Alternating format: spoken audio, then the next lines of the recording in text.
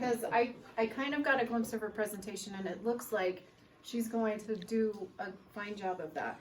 And I hope you've read the explanation of what this evening is going to cover. But I first, before I turn the time over to Lindsay, I just wanted to call attention to this meme that I put on the top of the event.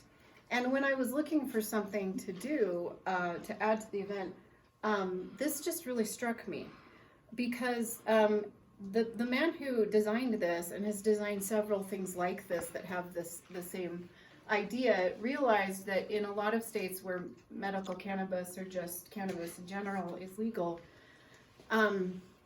tend to approach the idea of medical cannabis or cannabis in general. I should just stop saying both of those together. In a negative light. And so they will put things on billboards like, don't drive high, for instance. And it kind of brings, a negative connotation to the use of it.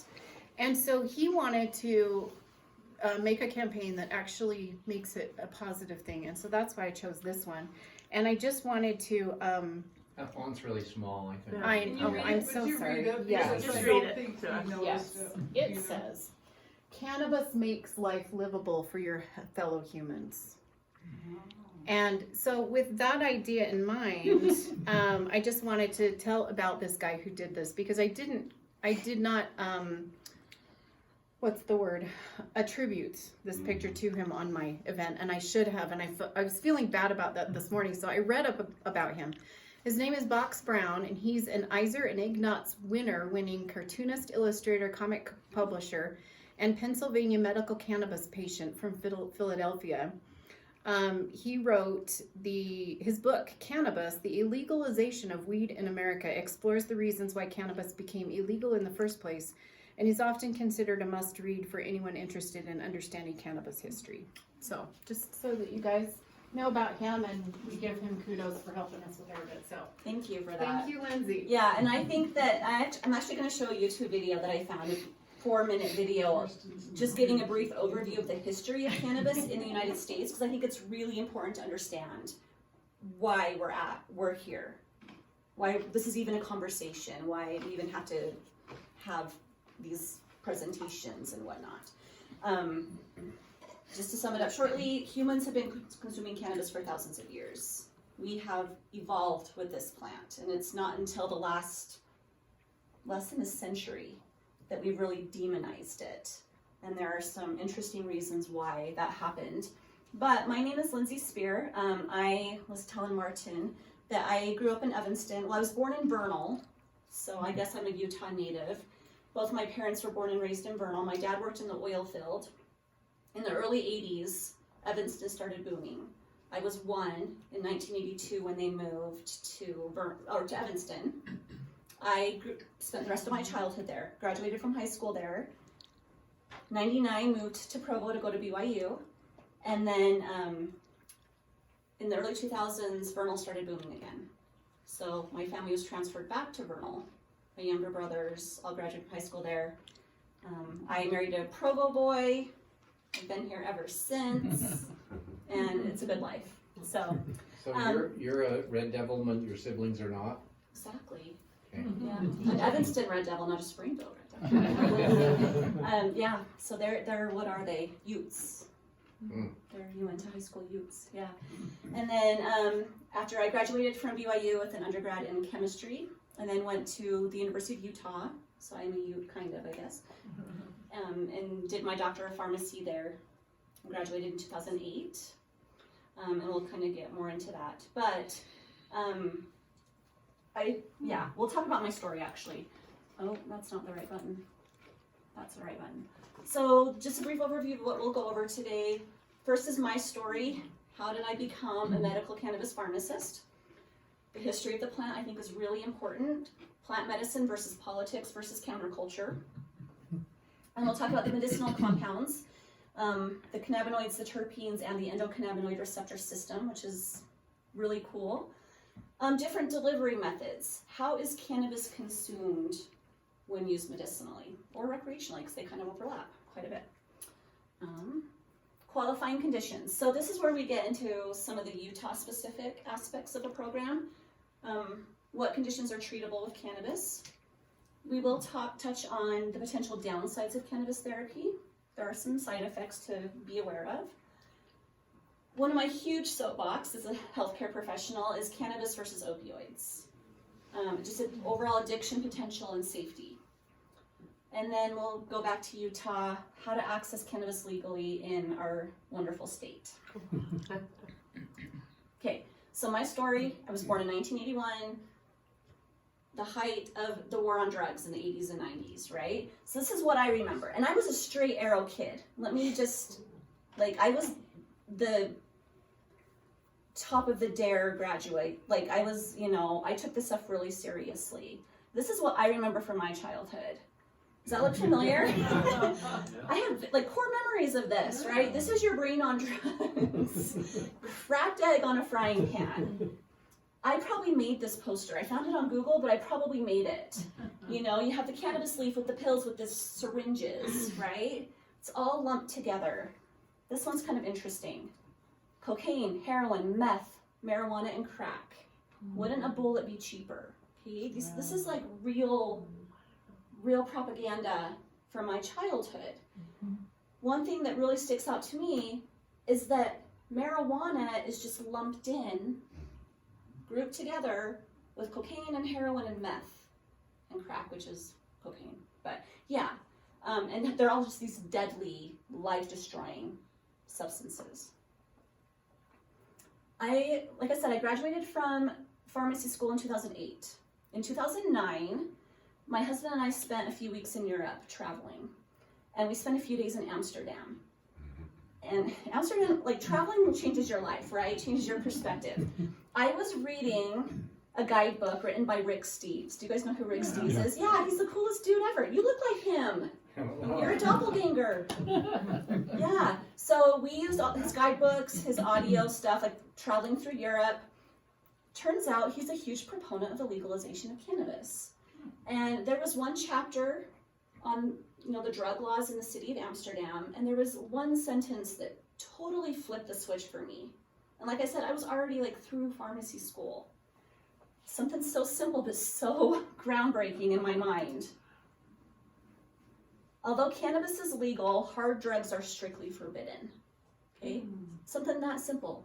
There's a difference? I didn't know. Okay, I was 26 years old or 20. I don't even know how old I was. I was way old. It had never been discussed discerned as or clearly qualified. Not even in pharmacy school. It was a gateway drug at best. And someone remind me to talk about cannabis as a gateway drug. Yeah. Okay, because it's an important thing. Gateway drug at best, a deadly, addictive, life-destroying substance at worst. That was my perspective coming out of a high-quality institution. That was me in front of the Anne Frank house. That was another life-changing experience. Yeah. I recognize that. Yeah, so thank you, Rick Steves. Okay, so this was 2009. The first time I realized there was a difference. Okay, fast forward. So I am working in a retail pharmacy. It's called Taylor Drug in American Fork. It's been there longer than I've been alive. Dispense thousands of opioids. Okay, benzodiazepines, muscle relaxants, the gamut of pharmaceuticals. I spent quite a bit of time in Tooele County. I was kind of mentioning that. Worked quite a bit out there. That poor community has a severe opioid problem. You see people in the pursuit of pain relief in real time lose control. And because you're a pharmacist, you can say pain relief. That's impressive. Yeah. Because that is a medical condition. It is. And it warrants relief. Yeah. Right? It does. Pain relief is important. Yeah. It certainly is. So fast forward, 10 plus years, thousands of opioids dispensed later, I started really paying attention to cannabis as a medicine when Prop 2 became a thing, right? When there was this voter initiative to legalize it. that's when I really started diving into, okay, now that I have all this perspective behind me of pharmaceuticals and pain Now I know relief what I'm and talking everything, about. right? Yeah, like, does medical cannabis have a place?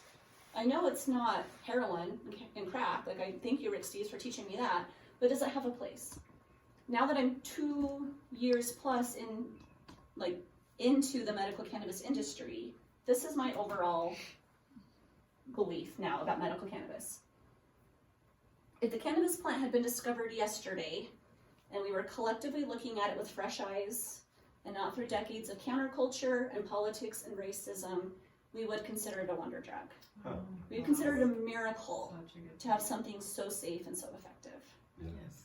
Okay, so and this is where my YouTube video comes in. Speaking of politics, counterculture, and racism, how did cannabis become the world's most controversial plant? Pull up my YouTube video here. This is from the History Channel. It's pretty well done. Could very easily change the country, but there's a lot standing in the way. To understand why the status of pot is so contested, we need to trace the long, strange trip showing how cannabis became America's most controversial and lucrative plant. Marijuana and the United States go hand in hand. Our founding fathers, Thomas Jefferson, George Washington, and a number of Can we others, turn it up a little grew what was bit, called Lindsay? Indian hemp. Or maybe Scott. George Washington had over 100 hemp plants at Mount Vernon.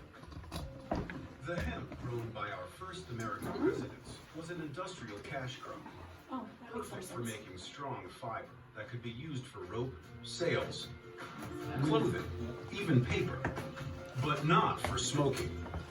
The plants that you use to make the rope and the fiber have low THC levels and they don't get people high. While some early Americans made a fortune cultivating cannabis for industrial use, others began making big profits selling it as medicine. Cannabis was a major ingredient in medicines that were recommended for use in insomnia, menstrual cramps, nausea, muscle spasms, depression. But it wasn't until the 20th century that pot gained momentum as a recreational drug in America. Essentially, it was this drug of the subculture. It was a drug that was popular among jazz musicians. It was a drug that was used by Mexican immigrants in the American Southwest. Those against the drug used pot's association with both groups to frighten mainstream America. First thing that they did, which is very important, is that they changed the name to marijuana. They made it sound like a Spanish word so that people would start thinking about the Mexican migrant workers and the black jazz musicians who are smoking this plant and, oh, they're gonna rape your white women and we have to make this illegal. The backlash grew during the Great Depression, and in the mid-1930s, states looked to the federal government to stop the drug from spreading. The first drug czar, a guy named Harry J. Anslinger, totally vilified marijuana. 95% of all addiction is caused by bad association.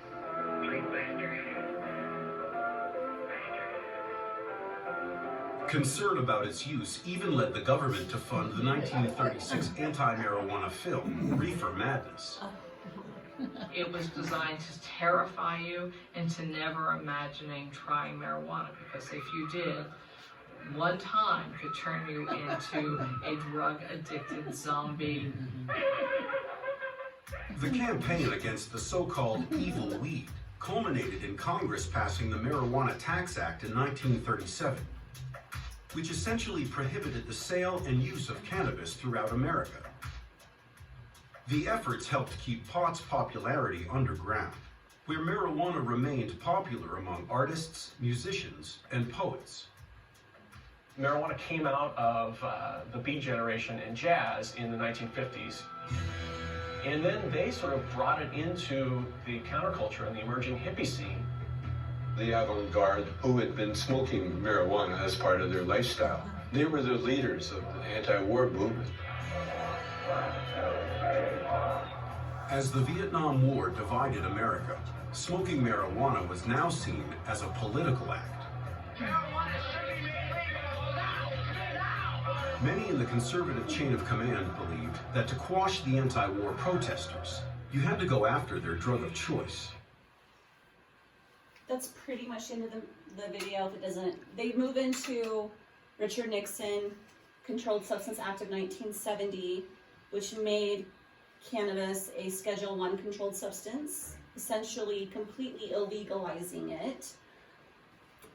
That was a move against hippies and black people, to be honest. He didn't like either, and they didn't like him. So you can't make it illegal to be black, but you can go after the drug of choice, right? And then moving into Ronald Reagan, Nancy Reagan, just say no, that sort of thing. So. Drugs are alarmingly on the increase in use among our young people. This is a national problem. It requires an urgent action on the part of the federal government.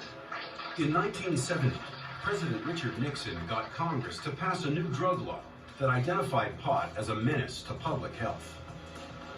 Nixon administration placed marijuana in Schedule I with heroin and LSD and a whole bunch of other really dangerous addictive drugs. If Nixon launched the war on drugs, it was Ronald Reagan who picked up the torch and ran with it a decade later, appointing his wife Nancy its spokesperson. Her message was clear. Just say no. Okay, that's the end of the video. So just a few points I just want to emphasize. If I can figure out how to get this back up. Oh, there we go.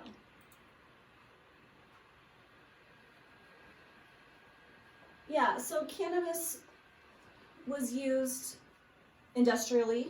It was actually a really effective textile. Cloth, rope, all of that. It was used as medicine in different tinctures and stuff.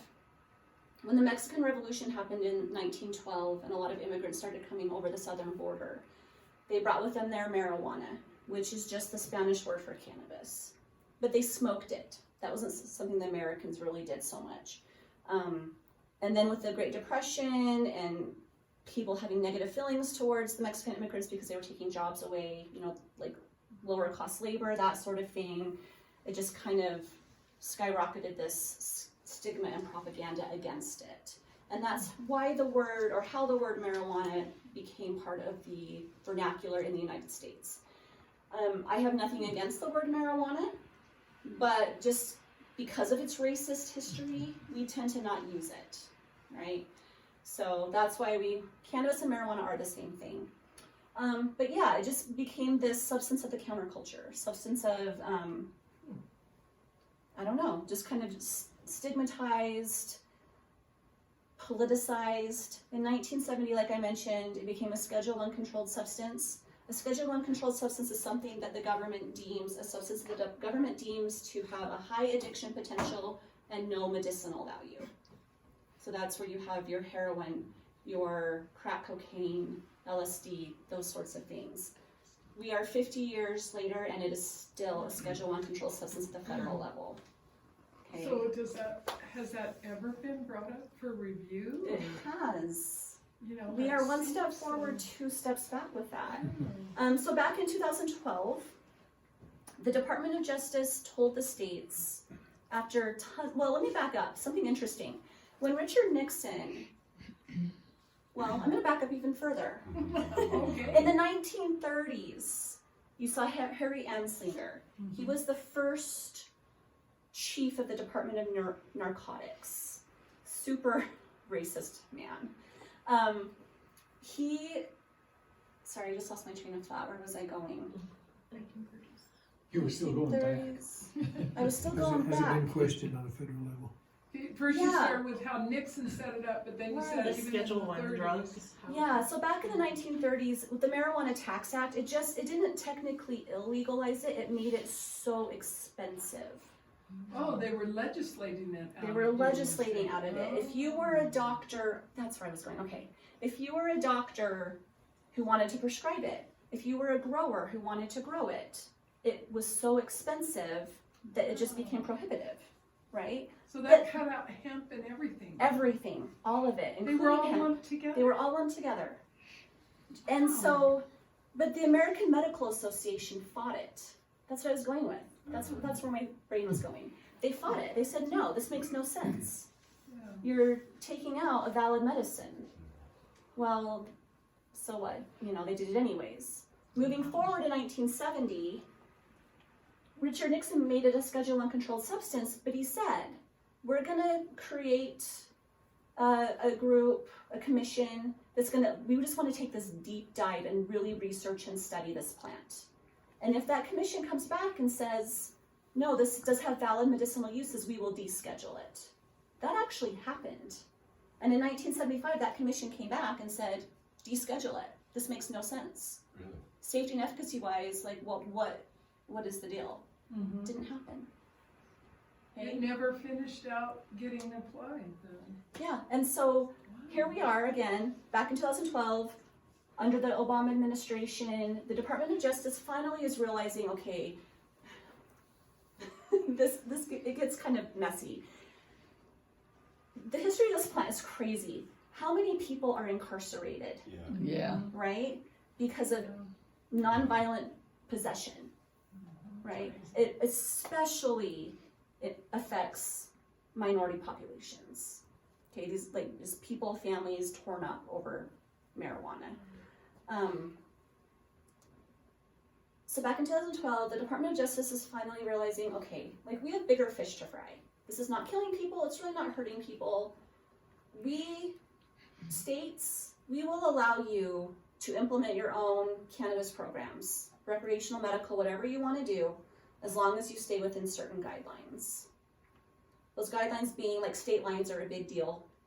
Okay, you're not technically supposed to take it across state lines. You're not supposed to market it to minors. Everything needs to be grown within the state that you're selling it, that sort of thing. The 2018 Farm Bill made it legal to distill the non-psychoactive cannabinoids off of the hemp plant. Hemp is defined a certain way by dry weight of the amount of THC in it, and we can get into that a little bit more. So that's when CBD went crazy, right? Now you see CBD everywhere. We'll talk about CBD. But it was December of 21 that a descheduling bill actually made it through the House. That's the first time that's happened on a federal level. Do you remember that? Yeah. Yeah. And then who killed it? Do you remember? I don't want to get too political, but sorry, Scott. Was it I didn't.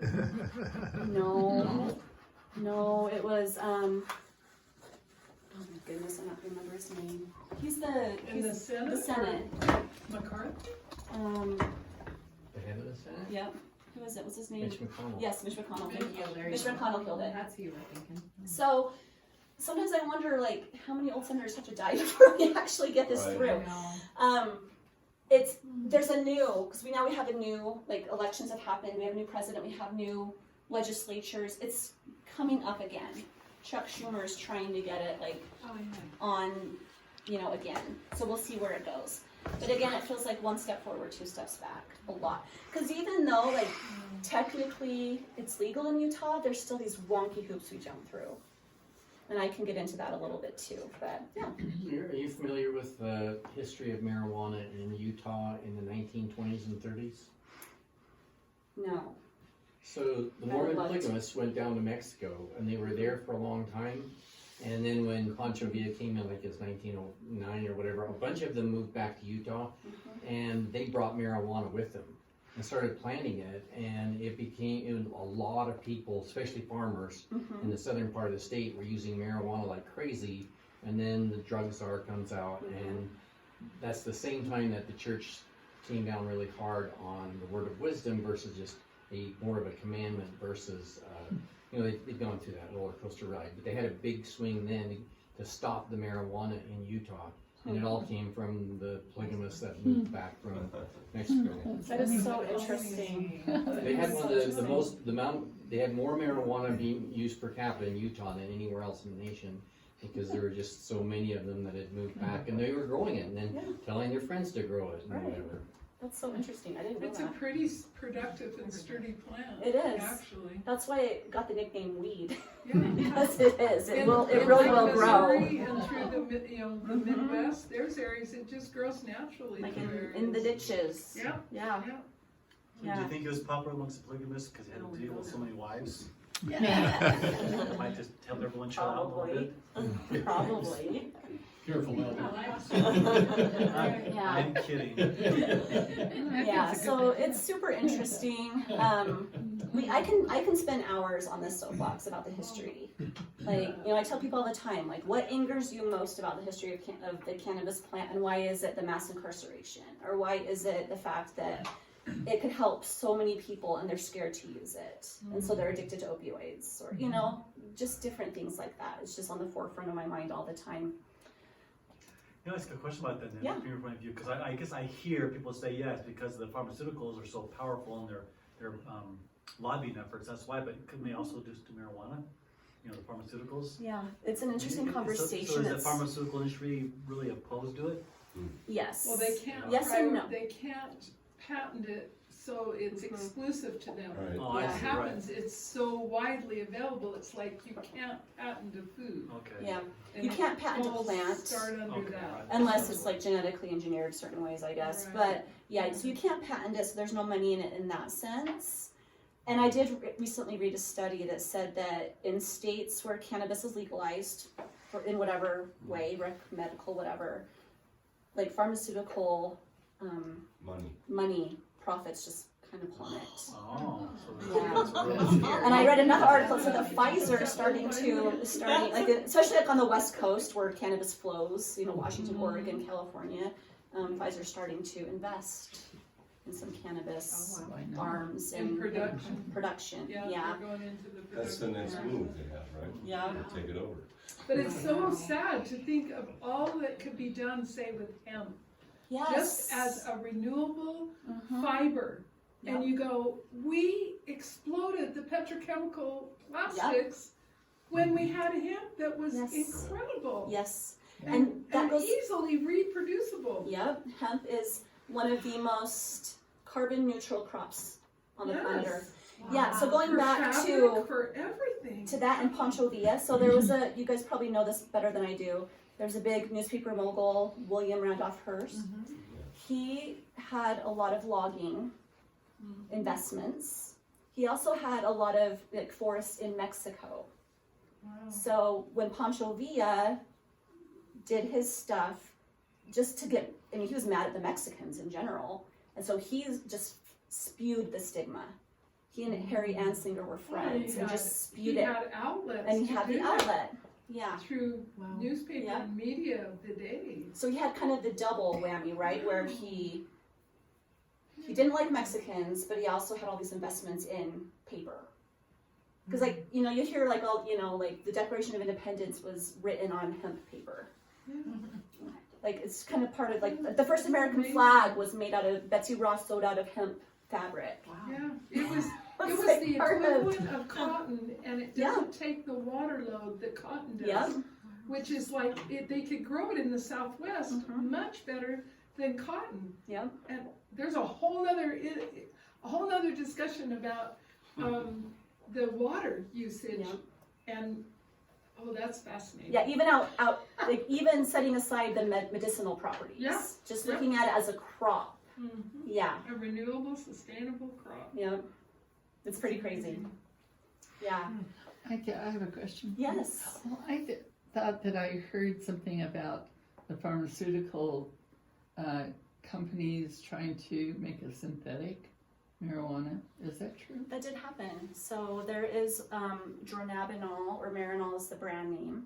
It was developed in the late 1970s, early 80s, I believe, as kind of a we're going to illegalize whole plant medicine, but you can have the isolate, right? So it's a synthetic THC. It is an identical molecule. It actually has pretty horrible side effects. It didn't really gain a lot of popularity. We'll talk about that, the entourage effect of the plant is what we call it, where the parts, the isolates, are very different on their own than they are when combined with each other. The Synergistic synergistic effects. way different than. Yeah, so Marinol did gain FDA approval for for cancer patients to help with the nausea and some of the pain associated with chemotherapy. The success rate isn't great. The side effects are pretty horrible.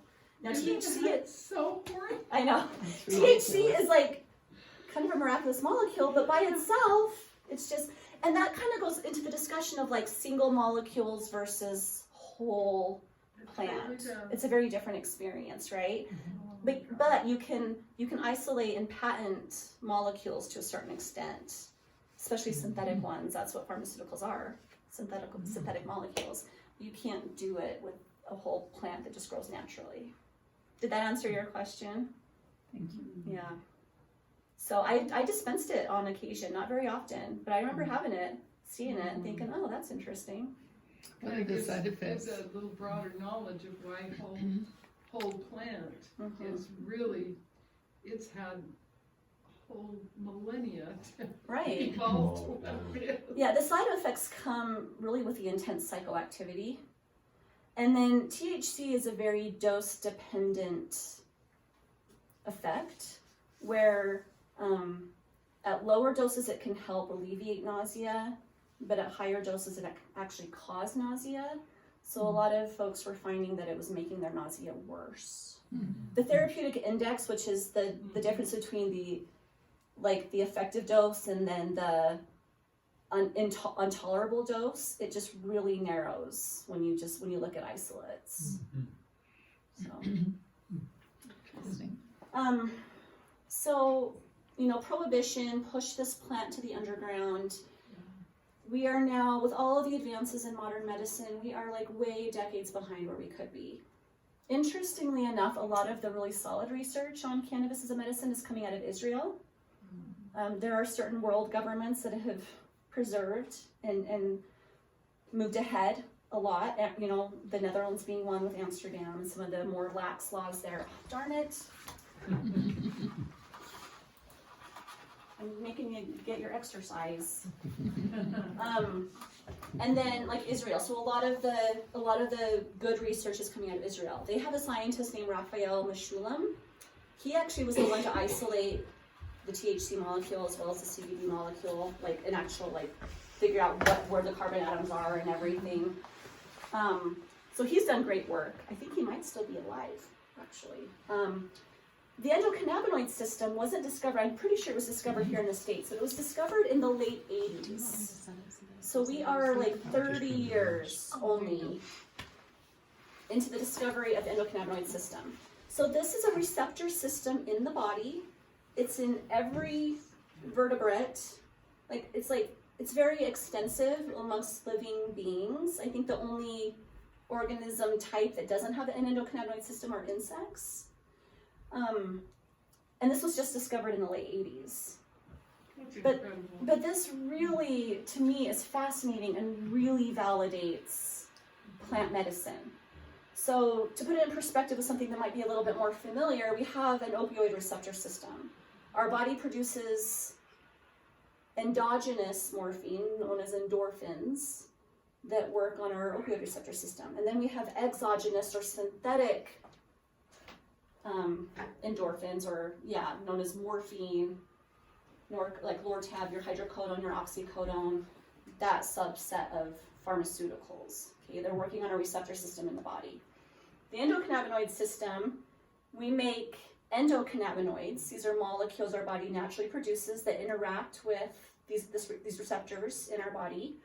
And then there are phytocannabinoids, which are found in cannabis, is the primary one. We're finding that there are actually other plants that produce phytocannabinoids, but cannabis is the one that humans are most familiar with, that we've evolved with over thousands of years.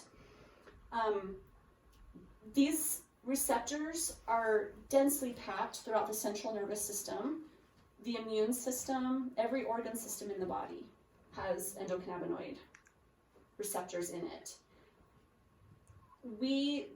The best way we can explain the purpose of this system is homeostasis. So homeostasis is another way to say balance. This is our body's natural way of balancing. And this is everything from, well, I have a quote. This is from a doctor at Harvard Medical School. His name is Peter Grinspoon. The ECS is critical for almost every aspect of our moment-to-moment functioning. The ECS regulates and controls many of our most critical bodily functions, such as learning and memory, emotional processing, sleep, temperature control, pain control, inflammatory and immune responses, and eating. So what we're starting to learn and realize, especially as access improves, we're able to study this a lot better. So when California went legal, when Washington went legal, Colorado, they went gangbusters, man. Like these different states and these universities in these states really, like attention is just focused on this plant.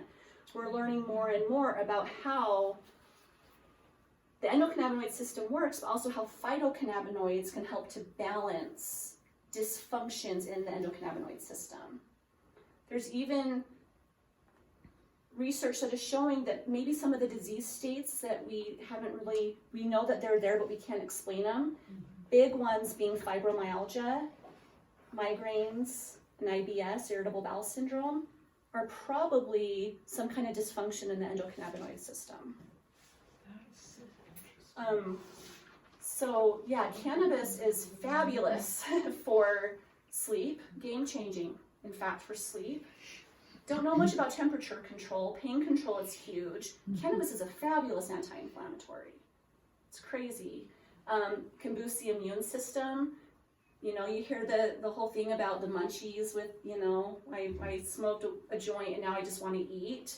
There's an appetite stimulant effect from the plant. Huge one with PTSD goes back to this emotional processing. Cannabis, like your body stores trauma, right? We know that now. Cannabis can be a huge helpful tool in helping to process trauma and PTSD and help you sleep. I see PTSD patients all the time that are using cannabis as a powerful tool in their toolbox in therapy, but also helping them to sleep. THC especially does a really good job of helping to lessen the frequency and intensity of nightmares.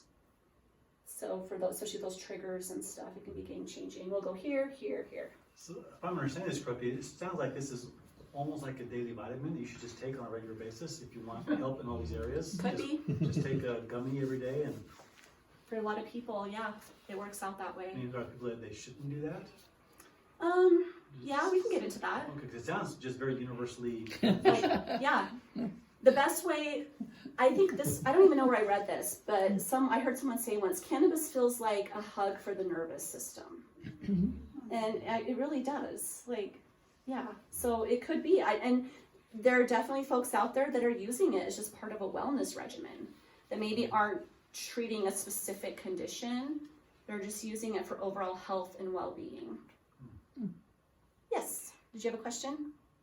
I thought I saw a hand in here. Okay, go for it. I heard that actually cannabis was not good for your memory. Is that correct information? Short-term memory, it can be.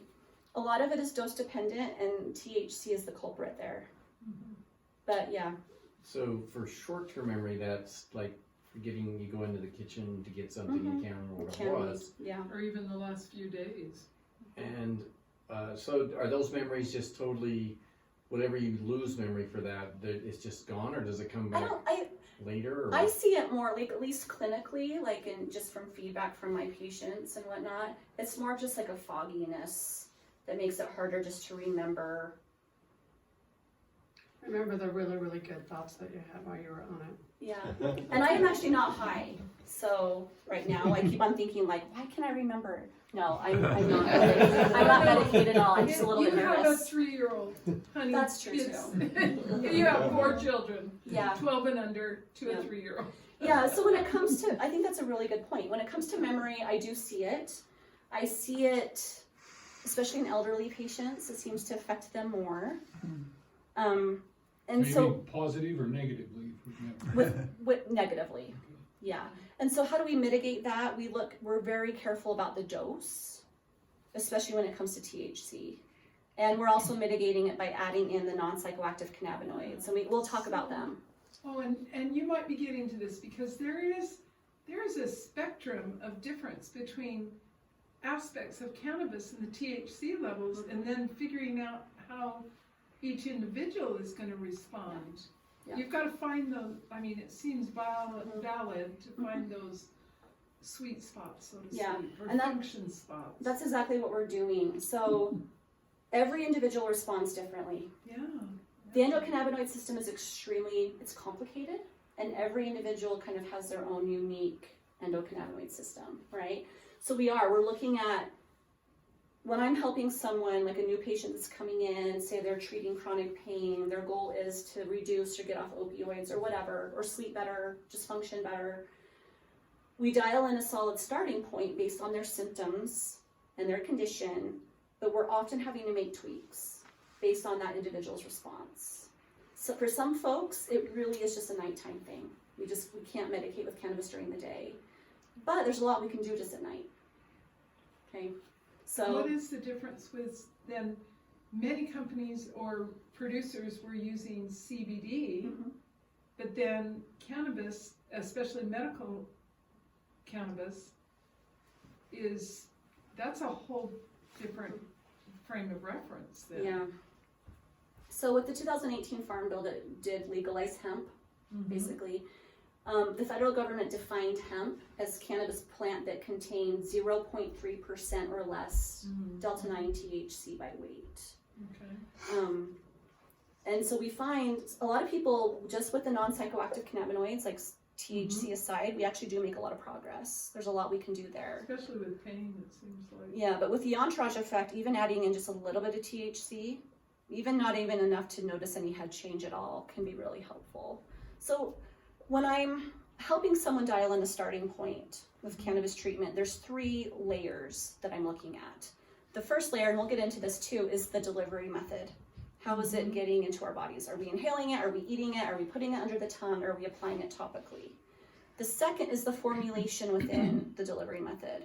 That's where the different cannabinoids and their ratios come in, as well as the terpenes. We talk about terpenes, so the aromatic compounds. The cannabis plant itself is very complicated and diverse in different ways we can use it. So we're having to look at all of that. And then the third is the dose within the formulation. So there's these different things, like some people are super lightweight and they just a little goes a really long way. Other people require really high doses to fill anything. And so we're having to kind of tweak and adjust that. My ultimate goal is to make that individual more functional. Okay. So my goal during the day is to minimize any symptoms. What are the symptoms? Muscle spasms, nausea, pain, anxiety, whatever. I'm going to minimize the symptoms through the medicine. So maximize all the medicinal potential, but minimize the sedation or psychoactivity. And then at night, my goal is to help them sleep better. And if I'm just choosing one, it's always sleep. My biggest soapbox is sleep. If I can help you sleep better, a lot of things will improve on their own. Yes. Is there a lot of misinformation about the sleep? Because I use it for sleep, and I'm just wondering, a friend of ours just told us that apparently he heard that it doesn't actually help with your sleep. Yeah, It's it helps me, but a doctor. Cannabis, in my opinion, from what I've seen personally and clinically, it is where it really shines is sleep. Yeah. Like everything else aside, I could throw everything else to the wayside. I And was sleep originally would, taking like Tenazepam. I asked the doctor for that, and then Yeah. when I read all this stuff, and I said, I'm not taking this anymore. Yeah. Just cold turkey, and then when I started using indica, it helps. Yeah, helps a lot. Especially if you can work with a practitioner that can assist in the guiding of that balance, because that's probably the largest vulnerability that we have in the general population, is how to link in with someone that can assist you in this process. Yeah. Yeah. That's huge. And it's taken me a long time to get to this point where I can talk about it so competently, right? So rewind 2 years to August of 2020 when I jumped ship, so to speak, into the medical cannabis industry. I knew very little. What I knew was that it was in better alignment with my personal integrity. Right. But I had zero street cred, right? Like straight arrow kid, like no personal experience at all. Didn't even have a tie-dyed shirt. Didn't even have a single tie-dye shirt, unless it was one I made at girls' camp or something, right? Yeah, and so it's taken me a lot of years and a lot of patience to fill. So that's the point, though, is that where's your doctor? Yeah. Like I am immersed in this. Right. So I feel like I can really help you. I have a lot of clinical experience to say, hey, let's make these adjustments or let's start here. Your poor doctor didn't even learn about it in medical school. I can almost guarantee it. Oh, amen. That's Your for sure. your normal pharmacist Yeah. knows very little. Yeah. So I'm wondering what concerns you have, or if there is a concern about combining cannabis with other medications that a person's taking. Is there a concern there? that's a great question. Cannabis actually has very few drug interactions. There are a few. Warfarin is the big one. Poor warfarin, it interacts with everything in the world except for air and water, right? Like food, it's a blood thinner. It's kind of old school. As soon as some of the newer blood thinners go generic and get the cost benefit, warfarin will totally go away. But warfarin does interact with cannabis. In what way? So cannabis can attenuate or like add to compound the blood thinning potential of warfarin, which would increase your risk of bleeding. But lots of things can do that. Like pretty much everything, yeah. When it comes to, so what are the most common pharmaceuticals that my patients are taking the first time they come in? Sleep meds, pain meds, particularly opioids, muscle relaxants, certain anti-anxiety meds like benzodiazepines. When it comes to all of those drugs, they're actually very safe to take together. And they work well together. So back to opioids. Opioids work on a completely different receptor system as the phytocannabinoids. And they can actually help, like cannabis works really well with opioids. And so, you know, I'll have someone come in for the first time, they're like, my goal is to get off all my pain meds. And I say, okay, that happens. It happens about 40% of the time actually. It's a pretty decent track record. But if I can't get you off completely, I can almost always lower the dose significantly. Which is going to lower the side effects. Which will increase the safety immensely. Yep. Yeah. That's a big And deal. if we don't do that, which is a small, it's like 40, 40, 20, right? The 20% of people that I can't even decrease their opioids, I can typically help them feel a lot better in combo, right? So my ultimate goal, again, make you more functional, help you feel better. It's pretty stellar, actually. I have a question about that last word, eating. Yeah. You kind of skimmed over it, but were you saying that if you're using cannabis, it's going to give you the munchies? Yeah, so a lot of the times it does. It's even part of kind of the stigma, the old stoner stigma, like sitting on the couch, laughing at Beavis and Butthead with a bag of Doritos or something, right? So cannabis, especially THC, does stimulate the appetite. We use that to our advantage in certain patient populations, particularly cancer patients who are really struggling with appetite. That can be a very positive thing. For other people, it's not so positive, right? Like, I don't want the munchies. People will tell me that, I don't want the munchies. I'm trying to lose weight. I don't want to gain weight. Interestingly enough, a lot of research has come out recently showing that patients or people, population in general, who use cannabis regularly actually have a lower BMI overall, body mass index. We don't know why. Maybe it's because they're just more active. But the appetite stimulation doesn't necessarily directly seem to correlate to weight gain. Maybe people eat because they're nervous and it takes that away. Yeah, that could really be. It could be. That could Or happen anxious, too. yeah. Yeah, They're like they're emotional anxious, eating. emotional eating. Yep. I never thought of that. That's a really interesting point. Yeah, I like that connection. It also really helps if you're nauseous all the time and you can use cannabis, then you can eat. Yeah, Oh, so it's an stabilizes indirect, you know, yes, right? an indirect thing. Yeah, Okay, for sure. That's good. That's a good point. Yep. Yeah, I see cannabis picking up attention as a help for eating disorders. Eating disorders are based in psychology, right? So helping process the trauma there, but also as an appetite stimulant. So really interesting niches that are coming out. Any other questions before we move into? Do you have anything more to say about the temperature control? That's the first time I've ever heard it. Because I've had different strains that I know like 30 minutes in I'm gonna be freezing like crazy. And then other strains where I'm not. Yeah. I haven't encountered it a whole lot. Wow. I haven't gotten a lot of feedback on it. I haven't experienced it personally. Yeah. Yeah, so interesting thing about, flashes. right, like my experience, so I started working in a cannabis pharmacy in August of 2020, In November of 2020, I was diagnosed with chronic Lyme disease, and had a really great functional medicine practitioner who did have the state training in order to issue cannabis cards. And she's like, well, I know you're open to it because you're working there, let's get you a card. So my first personal experience with cannabis was like not that long ago.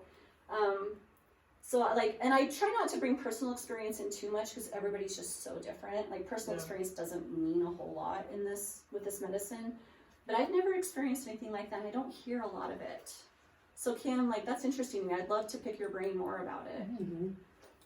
Well, and that's another thing when you think about the fundamental homeostasis. If you're going into balancing of that unique and integrated systems, there could be a lot going on with it, including temperature control, of course, because there's got to be interconnection with the hormonal system too, right? Yeah. So, that is fascinating. Yeah, and I'm starting to see, or just come to my attention, some studies about the hypothalamus pituitary axis, so like your hormonal responses with cannabis and how it's affected and whatnot.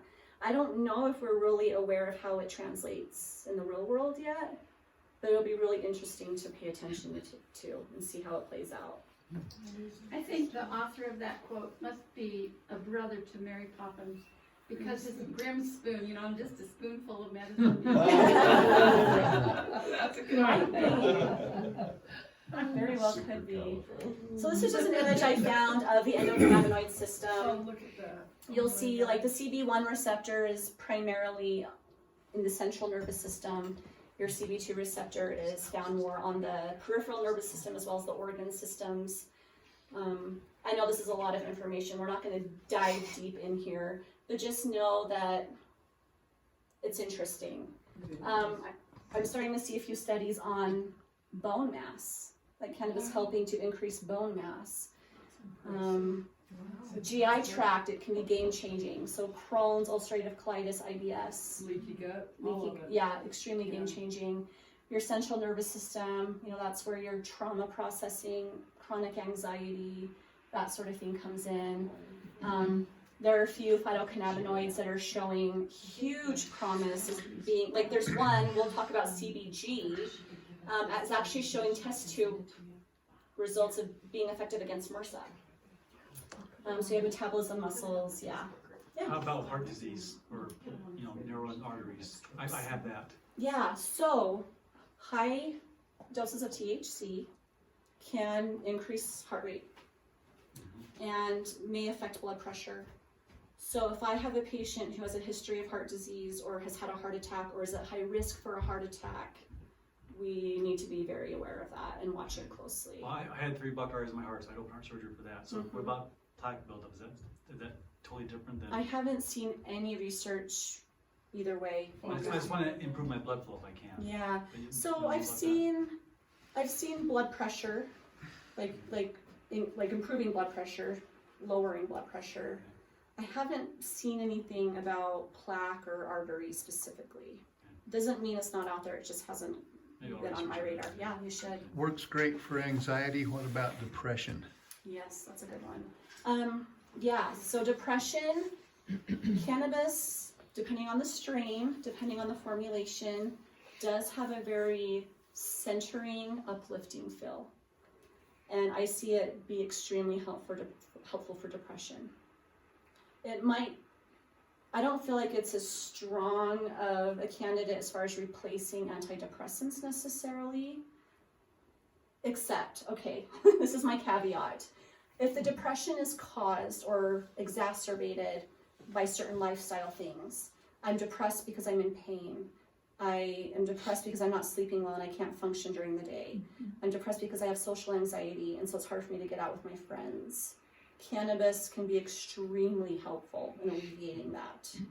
If the depression is rooted in chemical issues in the brain with neurotransmitters, serotonin, dopamine, or whatnot, then it's not as helpful. You're still going to want to work closely with a competent doctor, provider on SSRIs or certain pharmaceuticals to help with that. Are our doctors getting more training in this? Yeah, like it or not, they're having to face it. It doesn't seem to be coming across in a lot of Yeah. areas We yet. have so far to go. Yeah. Didn't one of the rules change recently that the doctors are now, it was maybe 4 months ago, doctors can now recommend that you can go get a cannabis card, where before they weren't, Yep. they were not legally allowed to talk about it or something. There's something Yeah. about that changed. Will you remind me to address that? Because I Yeah. want to talk about that. That's important. Okay. Yeah. I was gonna say that doctors didn't even know that, didn't take nutrition. Yeah. I mean, That's true. they wouldn't take nutrition to know that Yeah. food is our medicine. Yeah. How would they? Yeah. I feel At like most there it'd be like a 2-hour Yeah. segment and you go, that's nutrition? Oh my word, that's. I mean, I think they realize it now, but it's like, Yeah, but when where they're do you going still through fit med school, it in? Yeah. they weren't told. No. So, Yeah. And with how important this system is playing out to be, that will change. I will be extremely disappointed with humanity if it doesn't. Right? Like, this is too important to just not, for one, not learn about it at all, or just to skim over it. There are doctors out there that don't even know it's legal. Really? And that's Still just, now? yeah. In That's just, Utah? yeah. Wow. Yeah. They don't know what to say. They don't know what to do. They're just completely like, in their bubble. yeah. Wow. Yep. Same with cops, unfortunately. Okay. Any other questions or any comments? Okay. So now we're gonna just briefly go over the most prominent phytocannabinoids.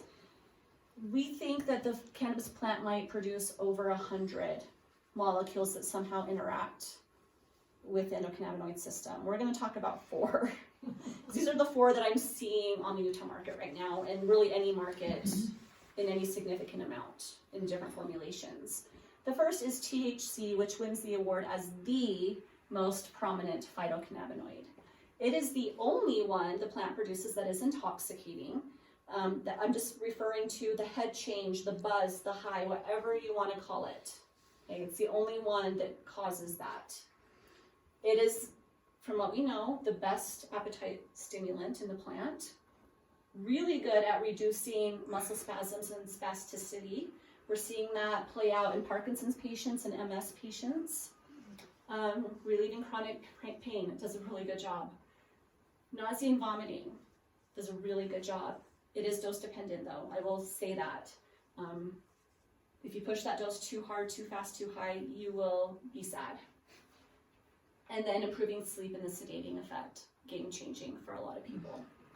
Especially in Americans' attitude is, well, if a little is good, a lot more would be better, Yes, right? yeah. That's gonna blow them out of the water. I know. We call it the biphasic effect. All that means is that at lower doses it has certain properties and those properties change at higher doses. The tricky thing about cannabis is that where that line is very different from person to person. And once you hit that line of being too high, you just don't want to ever hit it again. You don't. You don't want to what? You don't ever want to hit it again. Yeah. Oh, you really know you don't. Yeah. Yeah. You don't want to. Now cannabis has, this is a really important point. Cannabis has a stellar safety profile. Okay? In thousands of years of human consumption, there are 0 documented overdoses. Okay? So, going back to the endocannabinoid receptor system, Too much, but not throughout the overdose. whole body, one very important place there are no endocannabinoid receptors is on the brainstem.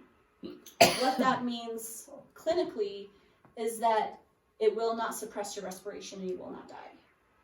Okay, the reason why opioids are deadly, benzodiazepines are deadly, is because of that, those receptors being on the brainstem.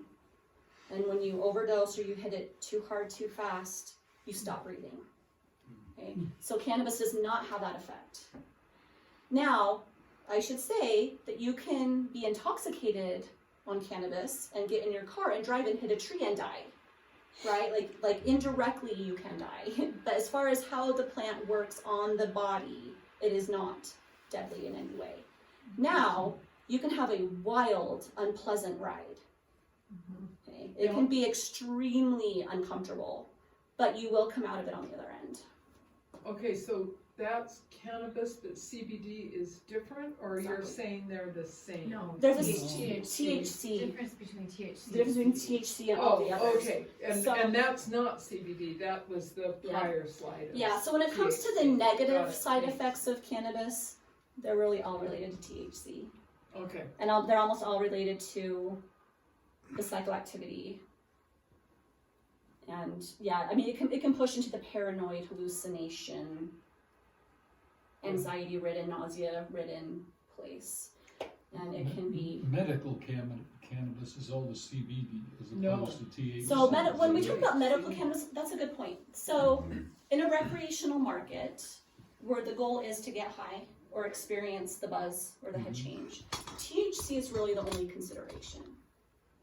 In a medical market, THC is a huge player because of all of its medicinal benefit. But we're also very interested in the non-psychoactive cannabinoids, including CBD. We're going to talk about CBD, CBG, and CBN. Those are the 3 non-psychoactives we'll talk about.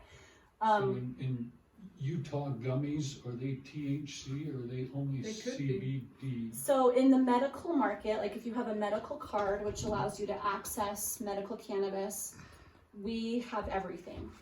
We have, so if we're just talking edibles, we have ones that are just THC. We have some that are THC and CBD in 1-to-1 ratios. We have some that are in ratios of, with CBG, CBD, and THC in different ratios. You can buy CBD separately and THC separately and then ratio it yourself. That's pretty common too, because it is so personal, right? Some people might need a THC dominant formulation, but enough CBD to mellow it. And we can, yeah, that's just where the individual response comes in. But when it comes to what you can access without a card, you know, a gas station or a pharmacy or a health food store, and what you can access with a card, it really is the THC that's delineating that. Yeah. And without a medical card, even in the state of Utah, you can't get CBD that has THC. They don't. In portions higher than 0.3%. Right, than the right. So like you couldn't go buy at the gas station something with a higher level of THC. Right.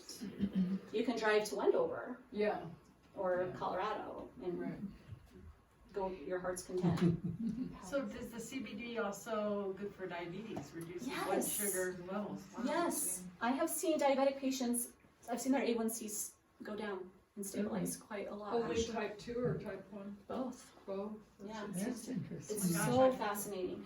That is a potential area of research that will explode. That's interesting. Yeah. And I noticed that with myself, actually. I was seeing a functional health doctor. I've never been, like, I'm naturally petite, you know, I'm not, but I was having A1C issues, and I actually saw it improve. It's weird. It's pretty cool, actually. So CBD is non-intoxicating. The anti-seizure potential is incredible. And you can watch any documentary, pull up a documentary on YouTube. I've seen that. It's fascinating. Anti-inflammatory. It's a really good anti-inflammatory. Like it may have like hydrocortisone and prednisone beat. I don't know if they've ever studied it like directly, but it's really good. And then the anti-anxiety effects. The pain and the anxiety effects seem to really be potentiated when combined with THC. CBD by itself, most people don't get very far with it. But I tell people, because of access, it's so much easier to access CBD. So most of the time, by the time someone goes through the effort to get a card and come see me, they've already tried CBD. Okay. I tell them not to give up on it. Because when we combine it with some THC, THC really brings out the medicinal benefit of CBD, but CBD does the same to THC. One thing that CBD does to THC is it greatly mellows or buffers the head change. So when we combine them, we're not only increasing efficacy, but also tolerability. Interesting. Yeah. And I've heard that even as ratios as small as 1 to 20, it has a dramatic effect. It does. Yeah. And say we are using CBD for its anticonvulsive benefit, we can greatly lower the dose by adding a little bit of THC in 1 to 20, 1 to 25 ratios. Yeah, it doesn't have to be very much. And compared to other pharmaceuticals that the lack of side effects is immeasurable. It is. It's incredible. Yeah. Yeah.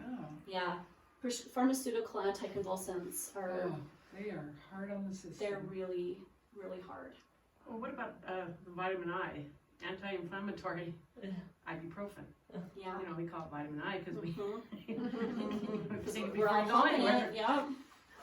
Yeah, so for the inflammatory type conditions like ulcerative colitis, Crohn's, rheumatoid arthritis, I see cannabis helping to like put those diseases into remission or just greatly reducing the symptoms. You know, sometimes we're looking at just symptom management, sometimes we're looking at reversing a disease. It depends on the condition, it depends on the person, but the anti-inflammatory effects are amazing. In your practice, are you also seeing, like, as you've worked with people, have you had enough time to work with them or opportunity to be able to chart or witness that they are finding that balance for them? So a lot of it is just feedback. Sure. We don't have we're not like charting or tracking super well yet. So it's just kind of those conversations, those day-to-day, talking to people, witnessing it. A lot of it's anecdotal still. Yeah. It's pretty powerful anecdotal evidence, but it really is just anecdotal. Well, and if it results in a better lifestyle, you know, a stabilization in their day-to-day life.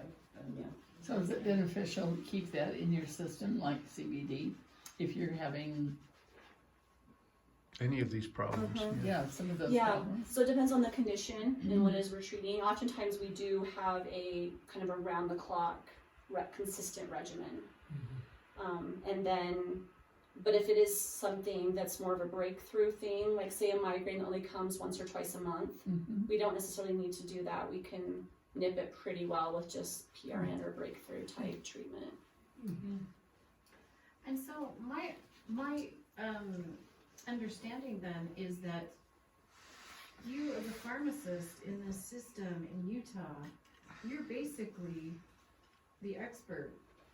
Whoever gave somebody the medical card doesn't really know much about it, possibly, right? Most of them don't. And so they go to you, and you are the one that is like basically prescribing it. I mean, sort of, and explaining and wow. Yeah, so Assisting you. yeah, the way that it works, That's interesting. like if a prescriber wants to become it's called in Utah, it's called a QMP, a qualified medical professional, that gives them the right to issue a cannabis And now recommendation. that's any doctor? Is that what Perry was just saying? Yeah, we'll talk about that. But like, if they want to become a QMP specifically to be able to issue recommendations, they have to go through state training, which is like a continuing education, 4 hours of cannabis education. So they're getting some. Okay. Most of them are just open-minded. Yeah. Like, nope, I've seen it help, and I'm supportive of it if my patient wants to do it.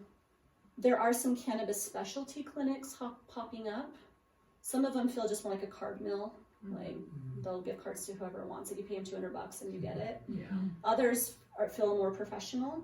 Like they really are trying to treat the individual and make recommendations. Ultimately, it's just a recommendation, though it's not a prescription. So nothing is ever, very, very rarely, like 99.9% of the time, it's not like you take 5 milligrams of a THC and CBD 1-to-1 edible 3 times a day. Yeah. It doesn't quite work that way. That whole mindset's kind of out the door. Kind of, the same mindset of pharmaceuticals where you take so many milligrams so many times a day, so many pills last you so many days. And to me, that's kind of cool. That's one of the cool things about cannabis is that from day to day, it can look very different. Your good days and bad days can look bad. Journaling is really helpful. Like what Thank worked you. for you and how it worked and how long it took to kick in and yeah, where you got it and if you can get it again. Yeah. But like, is it Harry? Barry. Like Barry said, so you may not find it. yeah, 4 months ago, at the beginning of the year roughly, the state approved what they call the LMP program, the Limited Medical Provider. That means that any prescriber with a controlled substance license, and even like a podiatrist, they can issue recommendations up to 15 patients. So if he or she does not want to go through the training to become a QMP, they can still, a handful of patients, they can still issue recommendations for. And what's the point of the training? don't know, say they did, try to legitimize it. I don't Another know. hoop. Yeah, but a lot of them just say like, okay, like I'm supportive of this, go talk to the pharmacist. So a qualified provider is not limited on patient load? They are still, Okay. yes, because this is Utah. If it's like a mid-level prescriber, like a nurse practitioner or PA, I wanna say it's 275 patients. Okay. If it's an MD or a DO with like certain specialties, especially like in palliative care, cancer, that sort of thing, they can go up to 600. Is that per year? That's at a time. At a time. Meaning in their current patient load, so Yep. to speak? So Yep. that could shift if, say, you had 30 out of your 200. Not renew a card, or, yep, yeah. But if you have that many active on a card, then you You're can't, done. you'd be. Are there other drugs that are controlled that way? No. No, not at That's all. weird then. It's weird. If the pharmaceuticals aren't being controlled, you know, limited or structured. Until one of their patients dies, they can't give you a card. Unless that patient just chooses not to renew. It is money. And it's an annual renewal. So it goes 6 months for the first 2 renewal periods, and once they hit a year, they can go a year at a time. And that's being fought, I should say. That is a big fight right now. A lot of To have to renew. QMPs, well, just the load on the QMPs saying, no, this isn't fair. Like, Yeah. so few of us are actually investing time into educating, and, you know, you limiting us is just a disservice. It's like restrictive to the QMPs that have really been prepping and can give some input. Yeah, or those that are doing cannabis specialty clinics. It's really tricky. It's really tricky. You gotta pay attention to the numbers all the time. And the system won't even let them issue recommendations at a certain point. Like the system tracks it all, and the state system's called EVS. It sucks. Yeah. It's a pain. Yeah. One step forward, 2 steps back. All the time for decades now. We've just been playing this weird little game. But we're in Utah and we have it. We beat Wyoming. I'm from Wyoming, so I can make fun of them. Yes. It is really surprising. We beat Wyoming, we beat Idaho, we beat pretty much the entire deep south. That's surprising. Yeah. It's really surprising. You know, like you have those states that went gangbusters and, you know, Yeah. with the Cole memo in 2012, and then you have the other ones that like, We I mean, drove- Utah is not behind the pack. And that's huge. I will tell you this is an interesting point. The only states, I think only 11 states don't have any form of legal cannabis. They are the states that do not have voter initiatives. Wow. Is that fascinating? Yes. The politicians might think one thing, the people think another thing, and it's the people that push it through Utah and the states that don't have, you know, waited for voters to get things on the ballot are the states that are still illegal. Why do you suppose Wyoming's the way that it is? Because their attitude, most of them, is leave me alone, government, Yes. and don't tell me what to do with anything. Yeah, leave my land alone, leave my guns alone, leave my money Everything alone. I don't know. They will go soon, and when they go gangbusters. But I grew up in Evanston, on a border town. Like the whole economy of my town was oil, which is what my dad worked in, like Utah vices. Right before the internet, it was porn, it's gambling, it's beer with higher percentage of alcohol. Yeah, fireworks. Yeah. So we drove through Colorado when they were literally opening up the first drive-through cannabis shop. It was, and there was whole articles about it and everything, and how their security was, that you wouldn't have to get out of your car. It was very fascinating. I think it was in Payday, Colorado, or Parachute, Colorado. It was in there. Yeah. It's still the Wild West. Cannabis is like the Wild West. It is crazy.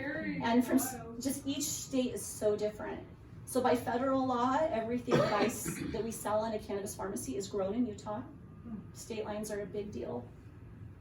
I'll have a patient that maybe went to Nevada to try it out first, and like there's some formulation they found that really helped them, and then they come to Utah, I'm like, I want this. And I'm like, I don't have that. I can get close, I can try to tweak things to get you there, but it's not the same. and I can't just order it in. It's weird. It's such I a don't mean weird to industry. Jump ahead, but Yeah. if you buy it in Nevada, is it okay to transport it in? Technically not. Technically You're, not. If you get it's caught. illegal. Your chances of being prosecuted are really low at this point. Yeah, It but is use your still turn technically signal if you're gonna illegal. pass anybody. Make sure that you have all your plates, your registrations. People do it all the time. It's technically illegal. But again, I think law enforcement is finally starting to realize, like, okay, why are we investing so much in criminalizing this plant?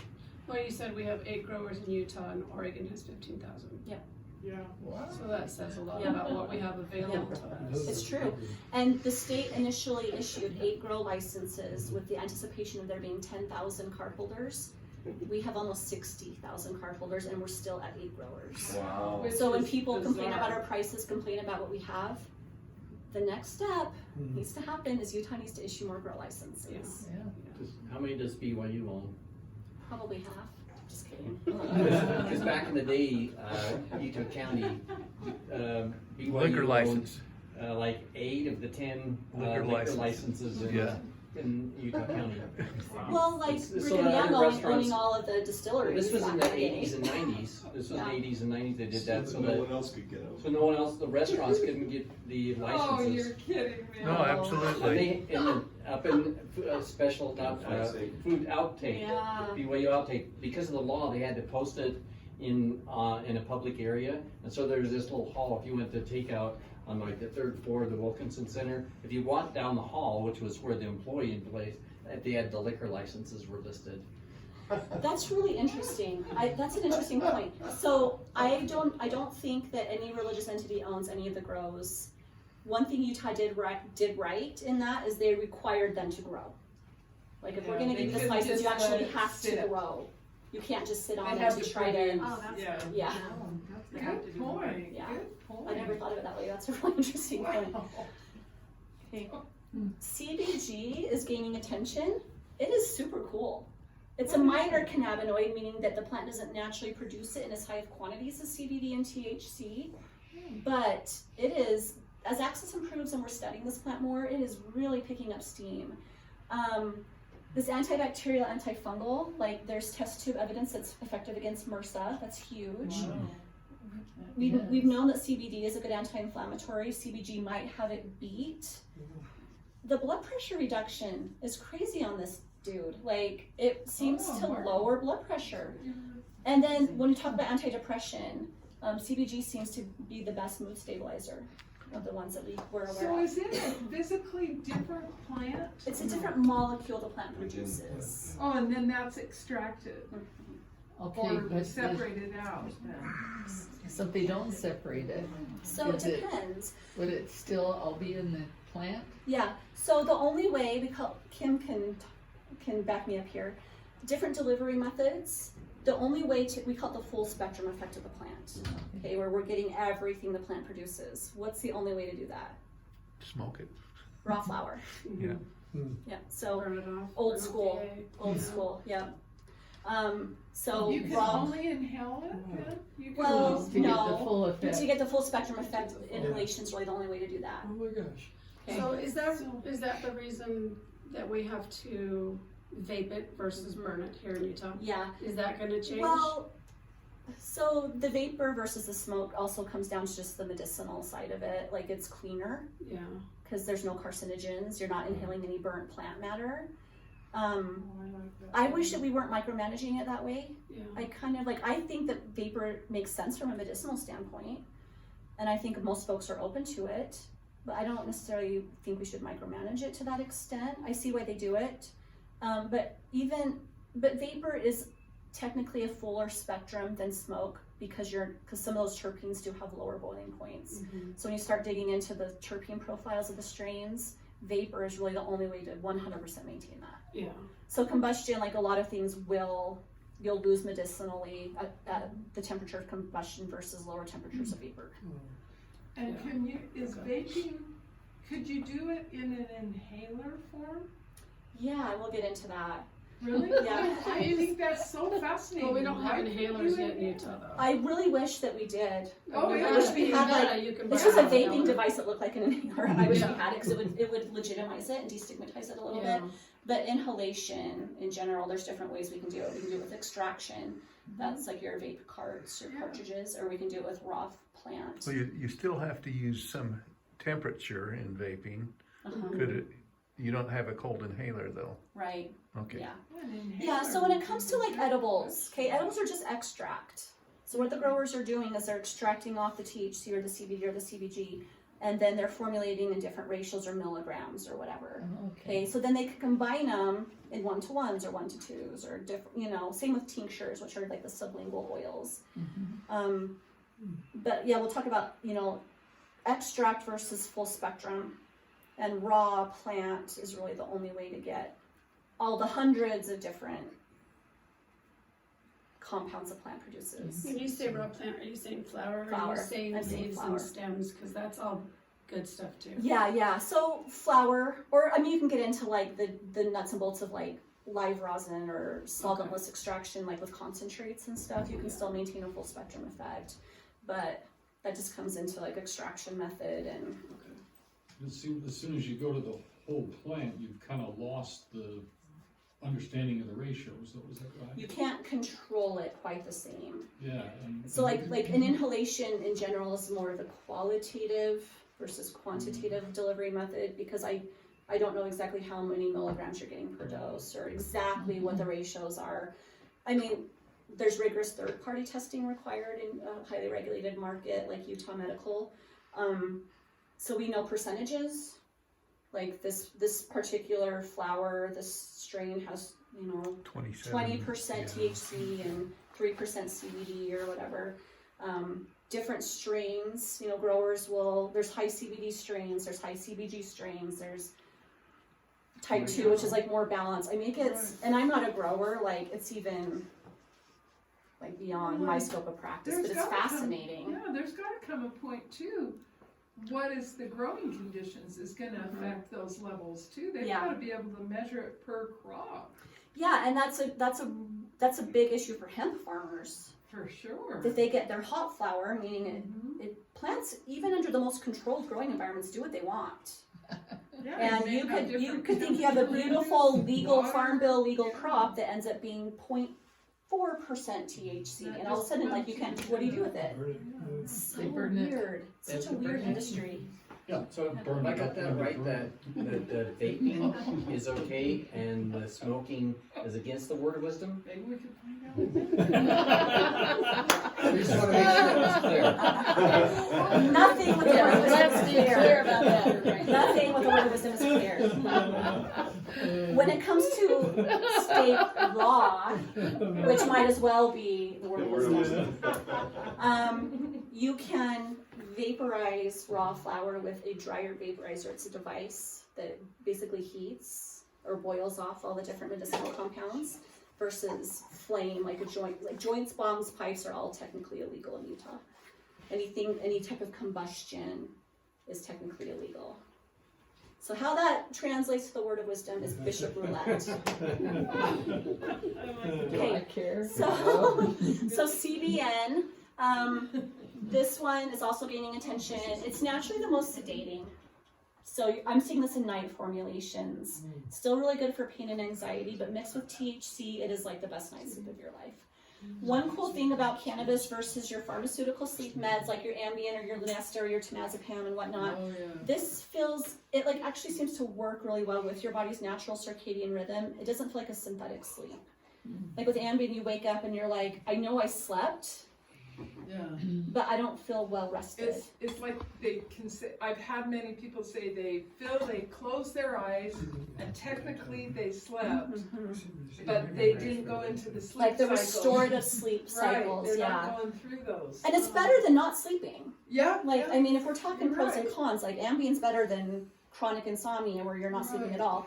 But if we can move a step forward and do something that seems more restful and natural, cannabis wins. Yeah, that makes sense. So what is CBN and CBG? What do those stand for? What?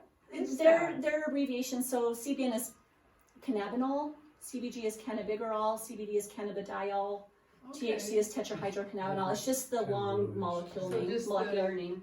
Okay. And then we just Stick with shorten it to CBN. make for Yeah, no, ease. that's great, but it sounds like it could be a media outlet, right? I know. It's true. Okay, so terpenes we'll touch on briefly.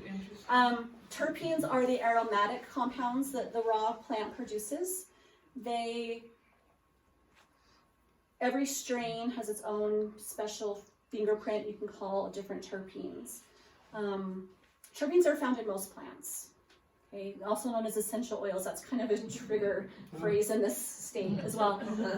But essential oils are terpenes. And the cannabis plant produces very vibrant terpene profiles, and they are very medicinal.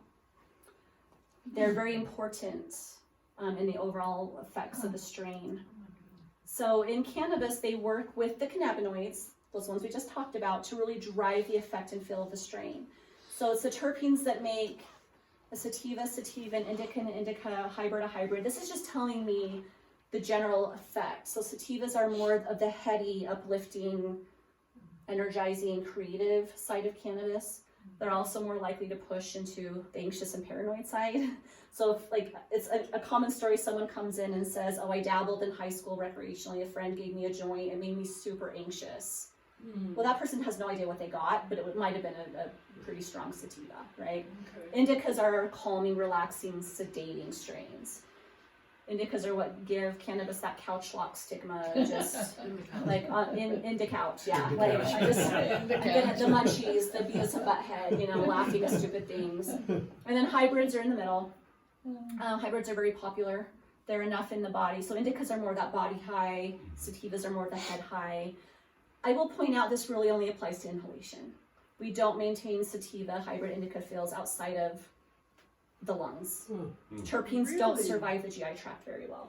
So edibles, people say, I want a sativa edible. Well, you're not going to get a sativa edible. We can try. There's growers that try, and some seem to do a decent job, but it's not quite the same. Would that apply also to topical application? Exactly. Terpenes won't. I mean, essential oils could have some benefit topically, but when it comes to driving like any feel from the cannabis And really making it to the receptors. right, Okay. it's not going to get very far. Yeah. Like there are endocannabinoid receptors in the skin. Yep. But they're not like those compounds are not going to absorb systemically very often.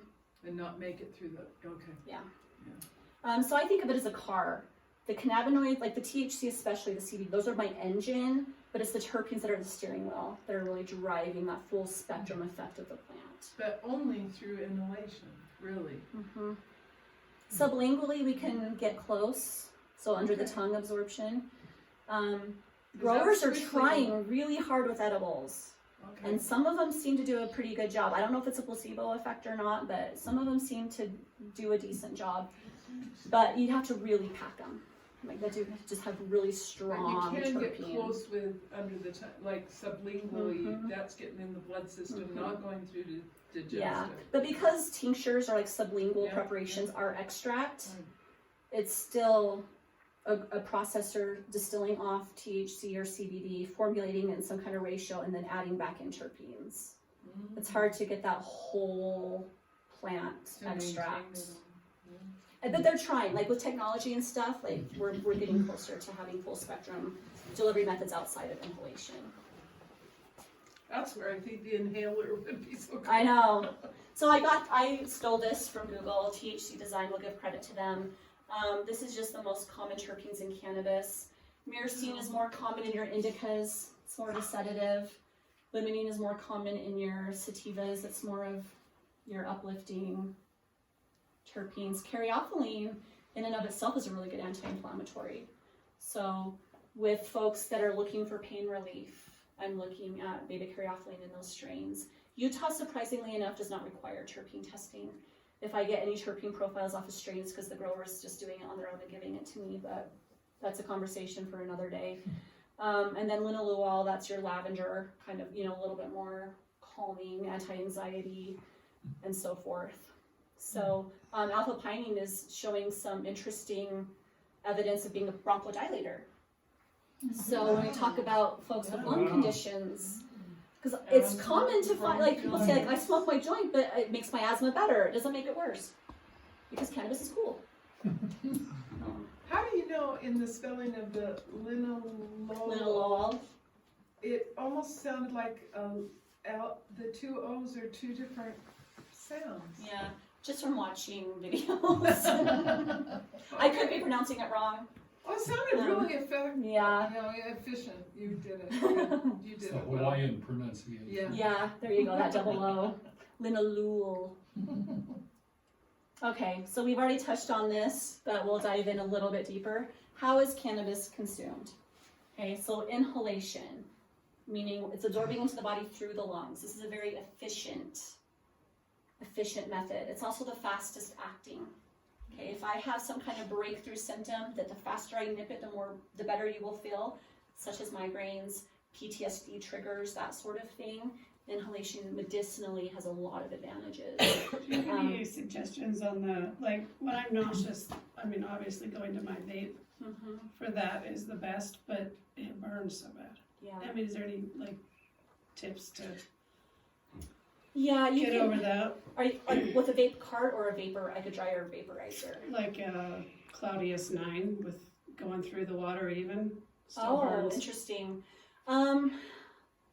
I mean, a lot of that is temperature dependent. Like if there's any way to lower the temperature, that's going to be your best there's bet. settings on those, but Yeah, like with a dry herb vaporizer, one nice thing about that technology, and it is a newer technology, but you can adjust the temperature to the degree. And so vaporizing. So you just take more at a lower temperature? Okay. And you do have to look at boiling points because depending on the temperature, you're not going to pull off everything. Yeah. Right. But in that moment where you're more worried about the burning than you are maybe the full spectrum effect, it's worth it. Yeah. And then you can look at vape carts too, like the oils. That technology is definitely improving, and there's some really cool systems out there that are really quite smooth. Okay. I've actually been really impressed with some of that. Okay, I'll talk to you about that. Yeah, so this is where our raw flower vape carts, cartridges, and then concentrates come in. Sublingual is the mouth, so the mucosal lining of the mouth plus under the tongue. Those blood vessels do absorb cannabis really well. That's our tinctures and our sprays. Ingesting it, so absorbing into the body through the GI tract. The GI tract complicates things for sure, but can be game-changing once dialed in. That's our edibles or capsules. I'm seeing drink additives. State doesn't like those. I don't know how much longer they're going to be allowed. Topical is very interesting. So our creams, our salves, our transdermal patches. Topical is hands down the best tolerated because it's just not a systemic field. So for local pain, you have some arthritis in your fingers or a bad knee or a rash or eczema, psoriasis sort of thing can be really helpful. So mucosal, like meaning the vaginal or rectal route, so our suppositories, those are legal in Utah. I have not seen a single one. I'm just not seeing growers or processors put any effort into them, and it makes me sad because I think that's really cool. Well, that's because they put it in a very private place. Anyway, the topical, and it has THC. Can you actually get high from just like the putting stuff on your, like a pain salve or whatever? Most people do not experience any head change. Oops, You will, you're good, you can leave it. You will get some slow absorption into the bloodstream, but it's just not at a rate that's noticeable in the head at all. Now, you're starting to get some fancy preparations where they're adding like in DMSO and different things to really cool it through the skin barrier. And in that case, yes, you could get some head. DMSO, am I saying it right? No, you're saying it right. You are Yeah. I have been able to say that before, but I have to practice. That was the stuff for sprains years ago, isn't it? I think so. Oh, it was used in veterinary medicine Right, a lot. and then they used it for sprains, You but can it gave still you get it really at bad the breath, like you'd have onion breath or something like that, or garlic breath. I'm seeing it not so much on the Utah market, but I've heard. Well, this was 30 years ago. Yeah, It was the like- miracle Oh, drug it's a for if carrier. you're a football player and you sprained your ankle, they would put that on your ankle and you'd be better a day later. but you'd have a really bad breath. Yeah, just like different additives that will like help to penetrate the skin barrier and pull the cannabinoids with it. But really what we're targeting are the receptors on the skin, or maybe just like we might get some joint penetration. Yeah. This is a little bit off, but I hear on CBD broad spectrum, full spectrum, stuff like that. What's that all about? Yeah. So your full spectrum is everything the plant produces, including THC. It's just a matter of definition. Okay. Your broad spectrum is everything the plant produces except for THC to make it farm bill legal. Your isolates are just single molecules. So you can get like THC free CBD if maybe you have a job that has like a no tolerance policy and does random drug testing. That's really your only safe bet. That's where those definitions come in. Thank you. You're welcome. If you have, sorry to ask a No, question, you're but I think it's applicable to other people. If you have a medical marijuana card, but you work for a company that does have a no drug toleration thing, are they gonna prosecute that if they did a random drug test? They could. There's no protections for private industry, private companies. They can still have their own policies. Now, interestingly enough, this most recent legislative session, the state did provide protections for state employees and government employees, which was actually really cool. Does that include teachers? Yeah, When you're on a break. It could be, it's probably school district dependent. You can It's smoke. probably school district dependent. Like the big one that pisses me off on a personal level is the military still has a zero tolerance policy. I have a brother who And is there's the ones that have PTSD. yes, who has PTSD from his deployment. He self-medicates with ridiculous amounts of alcohol. It's ruining his marriage. It's destroying his personality. I see him and think like how much cannabis would help him, and he's still in. He has 3 years to hit 20, and he's not going to risk it. He's not gonna give that up. No, and he shouldn't. Yeah. But I hate that he has to make the choice. I hate it. And private companies still can have policies in place that say we have a zero tolerance policy. We will do random drug testing. If you test positive, you're automatically fired. That is still a thing. And It's becoming less and less of a thing, but it's still a thing. And it's tricky to navigate too when all of your medical is protected for privacy through HIPAA, but yet you may have those needs, and so if the state, I mean, it may take a while, but at least the state set a precedence if they put it for state employees, then. They say basically they're treating it like they would any potentially Mm-hmm. mind-altering medicine like opioids or benzodiazepines. As long as you can still function at work, you're fine. If it starts, affecting your work performance, then they can take action. But as long as you're functional, you're okay. But yeah, like alcohol is. Oh, it's just like. The addiction and safety profile of alcohol is way worse than cannabis. But because the military is federal, that's where it comes down to. Schedule and controlled substance at the federal level. The federal government still has these weird. But I see, like, I've had people that work at the VA come in with their cards and say, I cannot wait until I can treat my patients with this. But until then, it's like, well, here's your Ambien, here's your Xanax, here's whatever the hell you want, basically, except for cannabis. Yeah. What about the HIPAA regulations? How's that different than other drugs? I mean, it's the same. So they're tracking how much you buy and what you buy at the store, and the state's keeping track of that? The state keeps track of that. In order to access it, you either have to work at a cannabis pharmacy or law enforcement can access it. And QMPs can access it. Yeah. I'm not seeing it to be too much of a problem, actually. Like in the day-to-day, I haven't heard of it being major issues for most people. But it is technically HIPAA protected information. Yeah. The government does. The government always does. This is just a quick chart. When it comes to choosing the delivery method, the onset and duration of effect is very important, depending on the symptoms, how the symptoms are manifesting in that individual. Inhalation is the fastest onset. It is the shortest duration. It makes it a very controllable form. I have a flexibility and forgiveness factor with inhalation I don't get with other forms, especially edibles. I think of them as two sides of the spectrum, right? Edibles, because they're absorbing into the body through the GI tract, they are tricky. They are very slow to kick in, 1 to 2 hours to onset. Once they do kick in, they last a long time, 6 to 10. That makes them great when we have very chronic or persistent symptoms, right? Having a long acting form. For patients that are familiar with opioids, I compare ingestion to the long acting or extended release, and then inhalation to my immediate release or fast acting forms. But yeah, ingestion, like you're waiting, when you take an edible, you're waiting 1 to 2 hours to even know if your dose was sufficient. But if you overdo it on accident, you are in it for a really long time. And that is a very common story. I took a brownie once. I was at a party in college and somebody gave me a brownie and nothing happened, so I took another one and thought, oh, this is fun. And then it was a ride for the rest of the day. We thought about bringing brownies tonight. Yeah. And the way that edibles are tricky too, just because the blood flow from the GI tract goes straight to the liver. We call that first pass metabolism.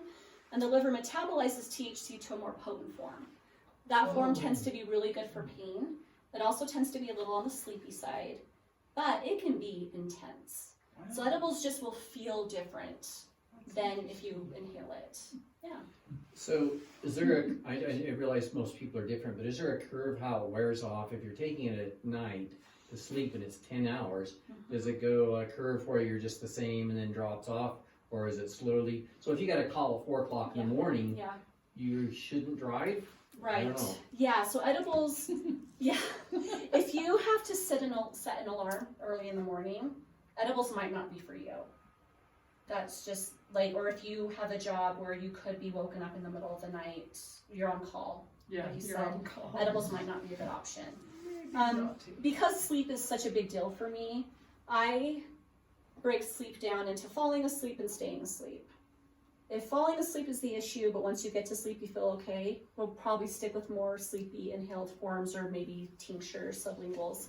If you fall asleep just fine, but then you wake up a lot, then maybe look at just edibles, right? We'll get that long acting, get you through the night's sleep.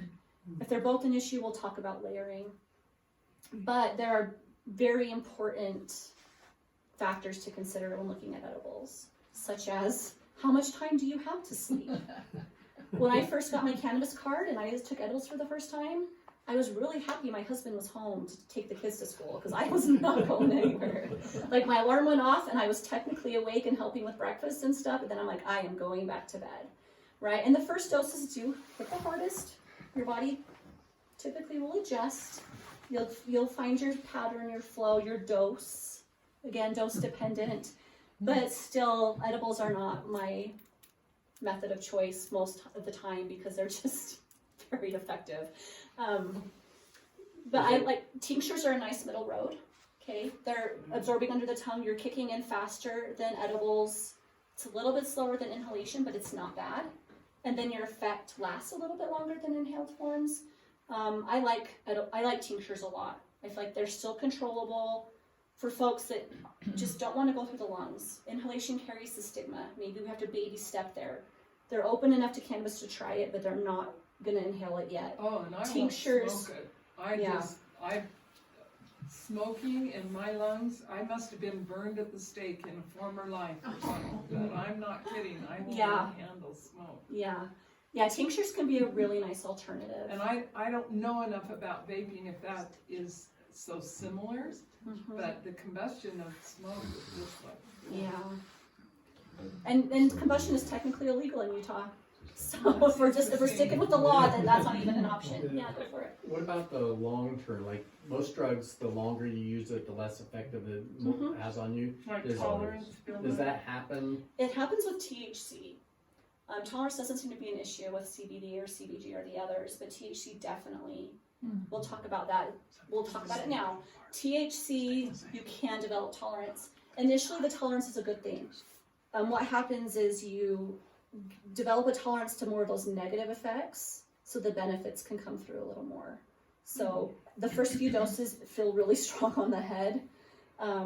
You're like, I don't think I'm gonna function, but your body kind of adapts that over time, where it's like you start to feel the pain relief and the anxiety relief without feeling like your head's on another planet, right? So some of that tolerance is good.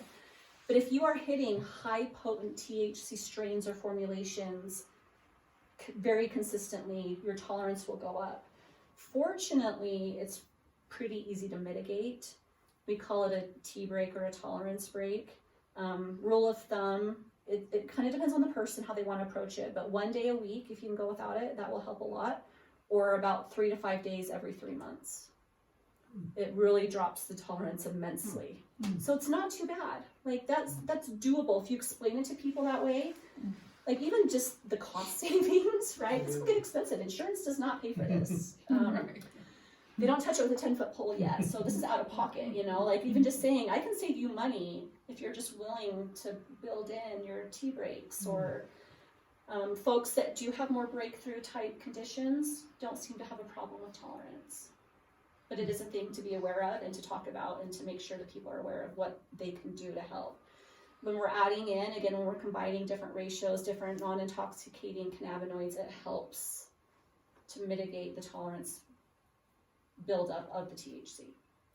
So because of that buildup, is that one of the arenas that you have trouble with short-term memory loss, that kind of thing? It can, yeah. So especially at the beginning, that's worse.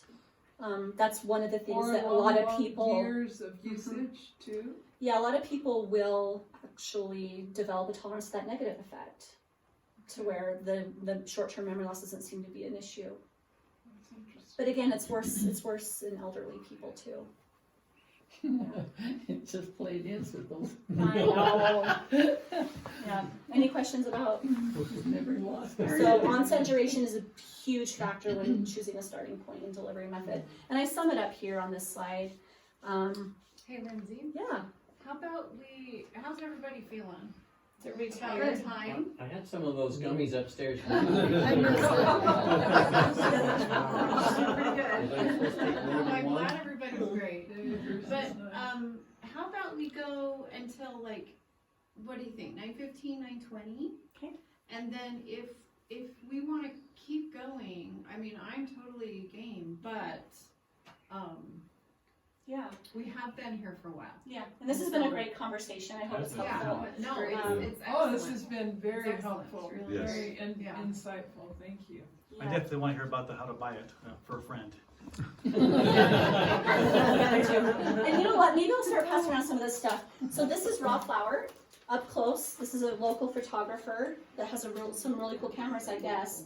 But you'll see this is where the medicine is made. This is called flower. It's like the fan leaf that's so popular. That is not medicinal, really. There's not much medicine in there. But you'll see like these little glands. They're called they're little crystal-like glands. Those are called trichomes. That is where all of your terpenes and your cannabinoids are produced. So when you grind, when you roll into a joint, or you smoke off of a bong, or you put it in a vaporizer, this is where the money is, right? This is where all your medicinal benefit is. And these are all Utah strains. These are all Utah grown, high THC dominant strains. But I can pass these around. They're kind of fun to look at. Just little cards there. So we'll just speed through the rest of this, and then I can answer questions, or if you need to go, that's totally fine. But when I'm helping choose a starting point, are symptoms breakthrough or chronic? Are we looking at day treatment or night treatment or both? Do you have a personal preference? I totally respect and honor personal preference. If you don't want to inhale it, I'm okay with that. I want to educate you on it, because down the road it might be very helpful, but we don't have to start there. Ultimately, there's no right or wrong way to do this. Start low and go slow. That is our motto. Okay, we're starting at very low doses, giving you full permission to increase over time slowly. Just do it cautiously and mindfully. Layering can be helpful depending on the condition. That's where we combine edibles with inhaled forms. Maybe we're using an edible as a long-acting form to bring all the baseline symptoms down, and then we still have inhalation for breakthrough, or induction while we're waiting for that darn edible to kick in. I like to think of cannabis as a powerful tool in your toolbox. it can look different from day to day. You might have a package of edibles, but you don't use them very often, right? Just if you know it's going to be really hard to sleep, or you don't have to set an alarm and you're sleep deprived. You can tailor treatment to how the symptom severity. Good days and bad days can look different, and that is one of the most powerful things to me about cannabis as a medicine. We cannot say that about opioids. Yeah. And can they actually store the different formulations that you have, or methods of delivery methods? Can they store, like, do edibles need to be Shelf frozen life. in the freezer? Yeah, Do so they need to be kept dry? So edibles, at least the ones I'm seeing now are like gelatin or pectin based, and they will melt in a hot car. It happens all the time. Don't do that. But like keeping them in the fridge can be helpful. If you have little kids, don't do that either. Like, but shelf Right. life, we're looking at, they're decent. Raw flour, and it will degrade over time. CBN is actually a degradation product of THC. So your older flour will actually get sleepier. It's kind of weird. But if you have it for a while, like, and it has started, like, just with heat and time, it'll kind of start degrading. So you have to look at that. You don't want to stock up. You don't want to put it in your food storage necessarily. But and people have been freeze-drying them. Freeze-drying, I think, makes a lot of sense. That's so popular right now, right? Really? Yeah. Well, and there's actually different extraction methods that use like ice water to break, like, to take the trichomes off of the flour. Yeah. Oh my word. Yeah. So. Okay, so we're going to talk about qualifying conditions in Utah. Every state, this looks different. You have states like Colorado, there are no qualifying conditions. If you're over 21, you can just go to town. Utah has, like, you have to have a certain condition in order to qualify for a medical card. Autism. So I'm just going to go through this pretty fast. Alzheimer's disease. ALS, so Lou Gehrig's disease. Cachexia is like a muscle wasting, usually due to just extreme lack of appetite. Cancer. That's pretty much on every list in every state. Crohn's and ulcerative colitis, so your inflammatory bowel diseases. I'll just give you a minute to read through this real quick. These are in alphabetical order if you didn't notice. So big things that are coming out though: decreased anxiety, improved sleep, improved appetite, decreased muscle spasms, reduction in inflammation, that sort of thing. Epilepsy, debilitating seizures, HIV/AIDS, MS, or muscle spasms in general, persistent muscle spasms, nausea, pain, PTSD. So those two are the most common. I would say 85% of patients are qualified with pain.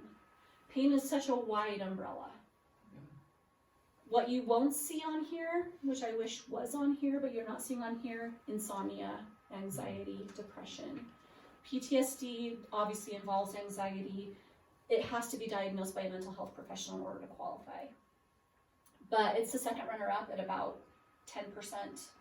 And then everything else is probably 5%. So anxiety and depression, if there was even the beginning understanding to start as a start point rather than the pharmaceuticals, oh, that'd be huge. Yeah, and what I see often is someone will come in and they'll tell me, okay, my qualifying condition is pain because I have an old football injury, my ankle hurts sometimes, but I really need to sleep. Yeah. Okay, so we're using pain. 95% of the adult population would qualify for a card with pain. That's the portal, or the entry point. That's the entry point, but we may, and the state allows this, it's not illegal. No. Actually, to say, like, once you have a qualifying condition, you can come in and I can treat your anxiety and your depression and your sleep. But if that was all you had and you just really had nothing else, which is not super common, but then you have to go through the Compassionate Use Board. So the Compassionate Use Board is a group of doctors and lawmakers, I'm sure, up at the state, that they will look at individual cases if they don't qualify, or if you're under 21. If you're under 21, you do have to go through the Compassionate Use Board. So also on here is like rare conditions or terminal illness. Oh, yeah. So if you have a life expectancy of less than 6 months, you can get a card. And then rare conditions like maybe you have a liver failure because of a transplant or something, really they're going to qualify you under pain though, at that point. Pain just is really, I mean, if you're a female and you have menstrual cramps, you can get a card. So it's really, key point, it is not hard to get a card in Utah. It really isn't. And when I first entered this industry, I thought it was good. It was like all these hoops you had to jump through. It was so hard and only the most severe cases could come in. It's actually not. You just have to find a provider that has headspace. Exactly. Yeah, That's Is the that proving hard right now? Say that again? Is that proving hard to find a QMP that No, because there are cannabis specialty clinics that are popping up. Again, Well, some of what's the them difference feel with like a a card clinic? mill, but at least you can get your card. Yeah. Like I don't, let's say, love their approach. I wish they'd be a little more professional about it, but at the same time, I'm like, if it increases access, then whatever. Does a clinic have a wider head count? No.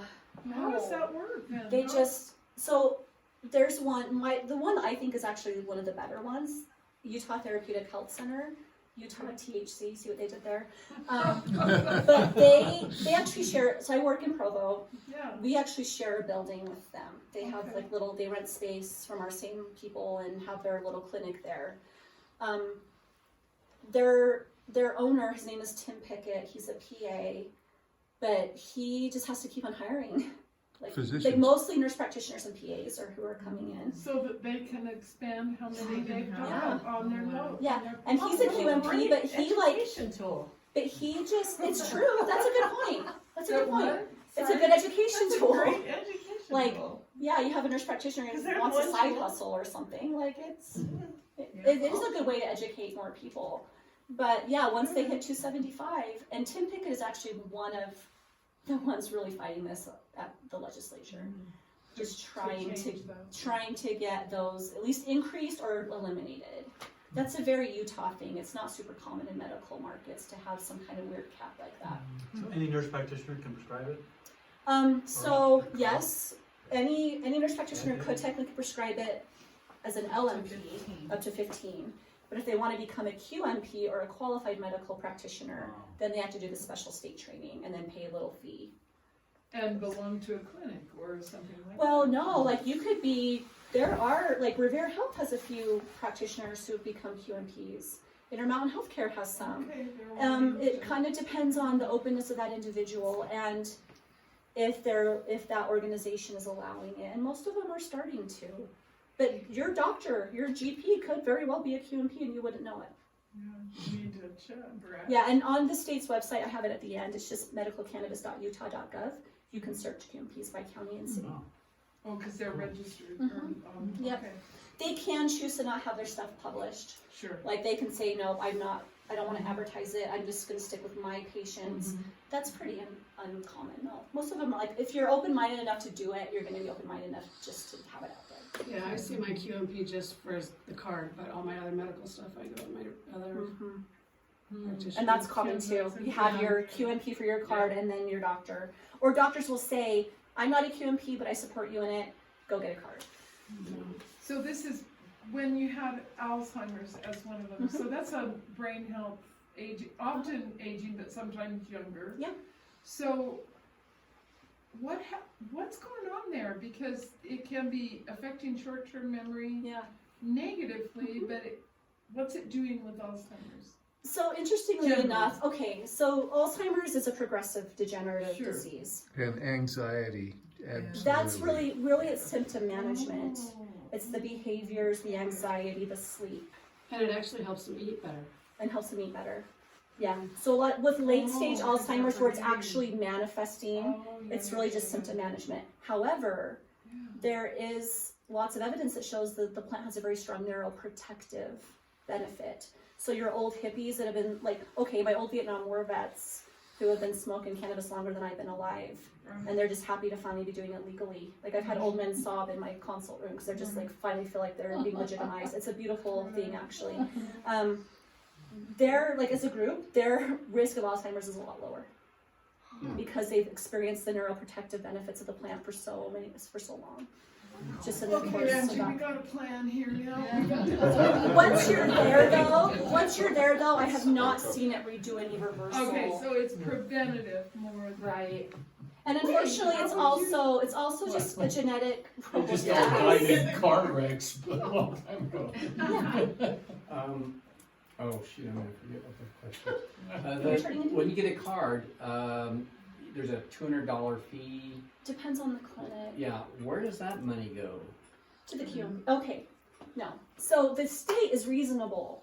The state is just a $15 fee. $15 fee. So what you're paying, okay, so if you find out, you go to the state's website, you find out that there's a doctor at Premier Family Medicine, might not be your doctor, but they're there, that does cards. You just schedule an office visit with that person.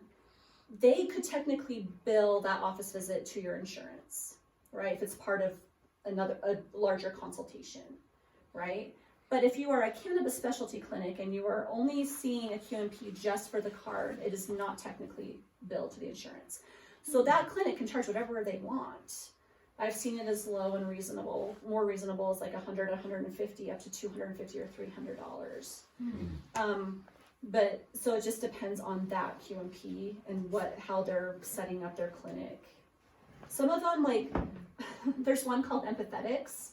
They are renting space from like smoke shops, and you go get your card in the back room of a smoke shop. Talk about feeling kind of but yeah, I think it's Empathetics something. has a lot of problems though, Getting getting the cards to people though. Yeah. So you would probably just want to stay clear of them. So like I said, it's the Wild West. It really is still. Thank you. I wondered about that Alzheimer's connection. Yeah. So potential side effects. I feel like I missed one. Can you go back? Or Oh, I didn't how do touch go back? it. No, it wasn't you. Oh, here we go. Okay, I figured it out. So potential side effects. These are some of the more common ones. Dizziness, fatigue, that over sedation, dry mouth is, people will complain of the cotton mouth type feel. For Alzheimer's or like Parkinson's, where there's a lot of maybe overproduction of saliva and some drooling, it can actually be helpful. Lightheadedness, and then the nausea, again, biphasic effect. It can get really severe. There's actually a condition where cannabis-induced hyperemesis, where it turns into a really nasty nausea and vomiting condition that even if like you were to stop cold turkey, can still take weeks or months to mitigate. That is rare, but it's bad. So something to be aware of. I don't see it. I haven't seen it hardly at all. But again, pushing the THC too high, too fast, that can be there. So we have a question? While we're here, Yeah. Are there some people with certain conditions that would not have cannabis recommended? For instance, split personality or Yes, psychosis. Yeah, well, that's actually on the next slide. Okay. Yep. So risk of impairment, THC particular, it can affect perception, reaction time, motor skills, and your attention in ways that make it dangerous to drive or operate machinery. This is where a lot of mindfulness and self-awareness comes in. It's not technically, I mean, it is illegal to drive while impaired. Okay, it doesn't matter what substance it is that is impairing you. You can be charged with a DUI. I have patients that medicate around the clock, and they do so very successfully, and they're more functional. They're still driving carpool, they're still working, they're still making important legal decisions. They're doing all their things, they're just doing it better because they feel better. But to get to that point requires some caution. You're not going to start cannabis and then hop in your car an hour later, right? You need to lay low, feel it out, make sure you really know how it's affecting you before you get behind a car. You need to get your munchies first. Yeah. Other tricky thing about THC is that it is a fat-soluble molecule. It will hang out in your body days or weeks past any point of intoxication. So you could consume cannabis on a Saturday night, sleep great, not consume it again Wednesday morning, drug test. get a drug test and test positive. Cannabis testing, blood, urine testing is very qualitative. It is not quantitative. The only thing it can tell you is that you have consumed it. It can't tell you when or how much or what your current mental state is. So that's a bummer, but it's just the state of what it Another is. reason we need to be self-employed, guys. Risk of dependence, so using medical or any cannabis can lead to dependence. This is higher in patients who use high THC products or have a history of substance abuse or addiction.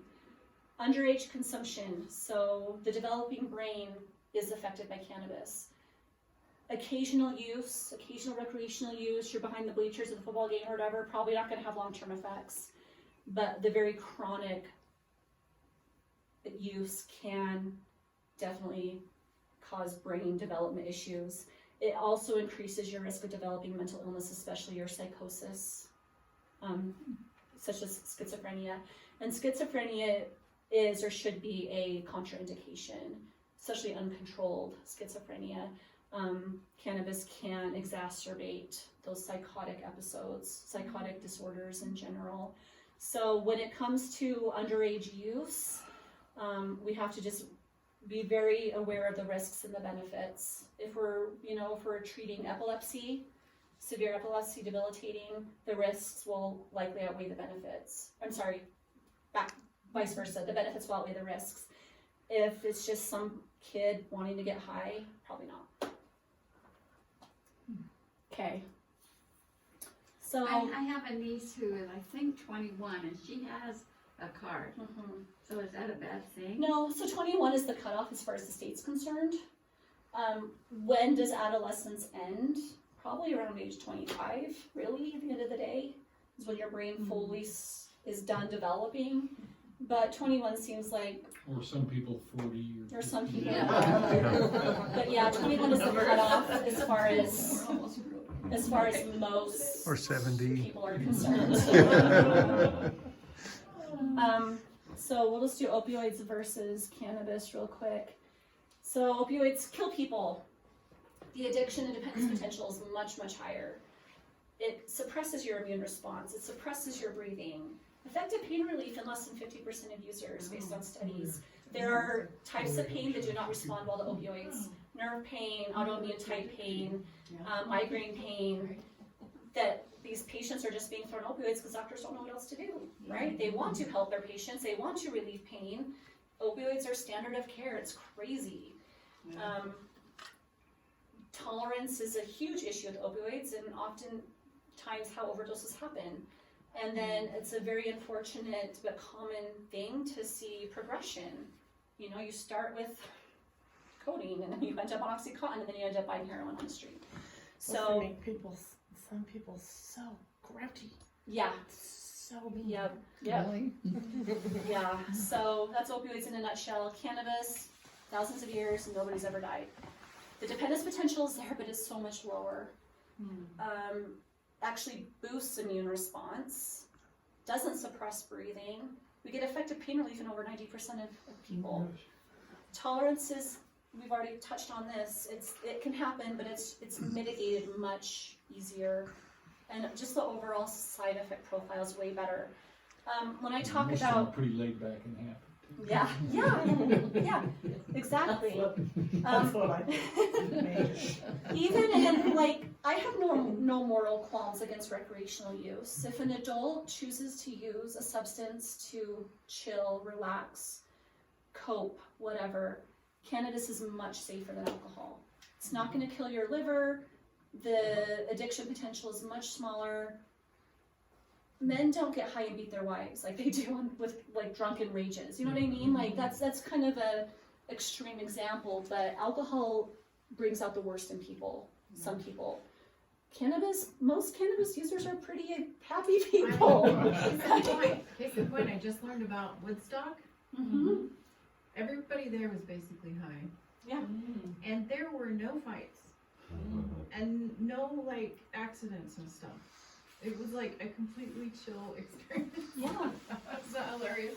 Yeah. You'll have reefer in this? I know. You hear, Bill Murray once said, it's crazy that the worst thing that can happen to you if you use cannabis is getting caught with it. That's funny. Yeah, or I love the Willie Nelson quote where he says, the biggest killer of human beings is stress. And cannabis is one of the best stress relievers in the world. So even when you talk about recreational use, like I always, even if we do go rec down the road, and Utah will baby step there probably over the next decade. If we ever do go rec, I really hope we always have a strong medicinal side because it's important and it's different. But having said that, cannabis beats every other recreational substance men have ever invented. I mean, to your point, making it making medical, forefront. If it were recreational, there would be a whole bunch of people who'd be like, "Oh my gosh, my rheumatoid arthritis is doing a lot better, and I just tried this for fun." Yeah. Right. That happens the all the medical time. side would totally come in. Yeah. I'm sure. A And lot more people than it say is. that, like, I went to Vegas for a fun weekend and picked up something, and man, like, my IBS, like, was great. Like, I felt better than I had in a long time. Like, that, and then they come back home, like, I think I'm gonna get a card. Right.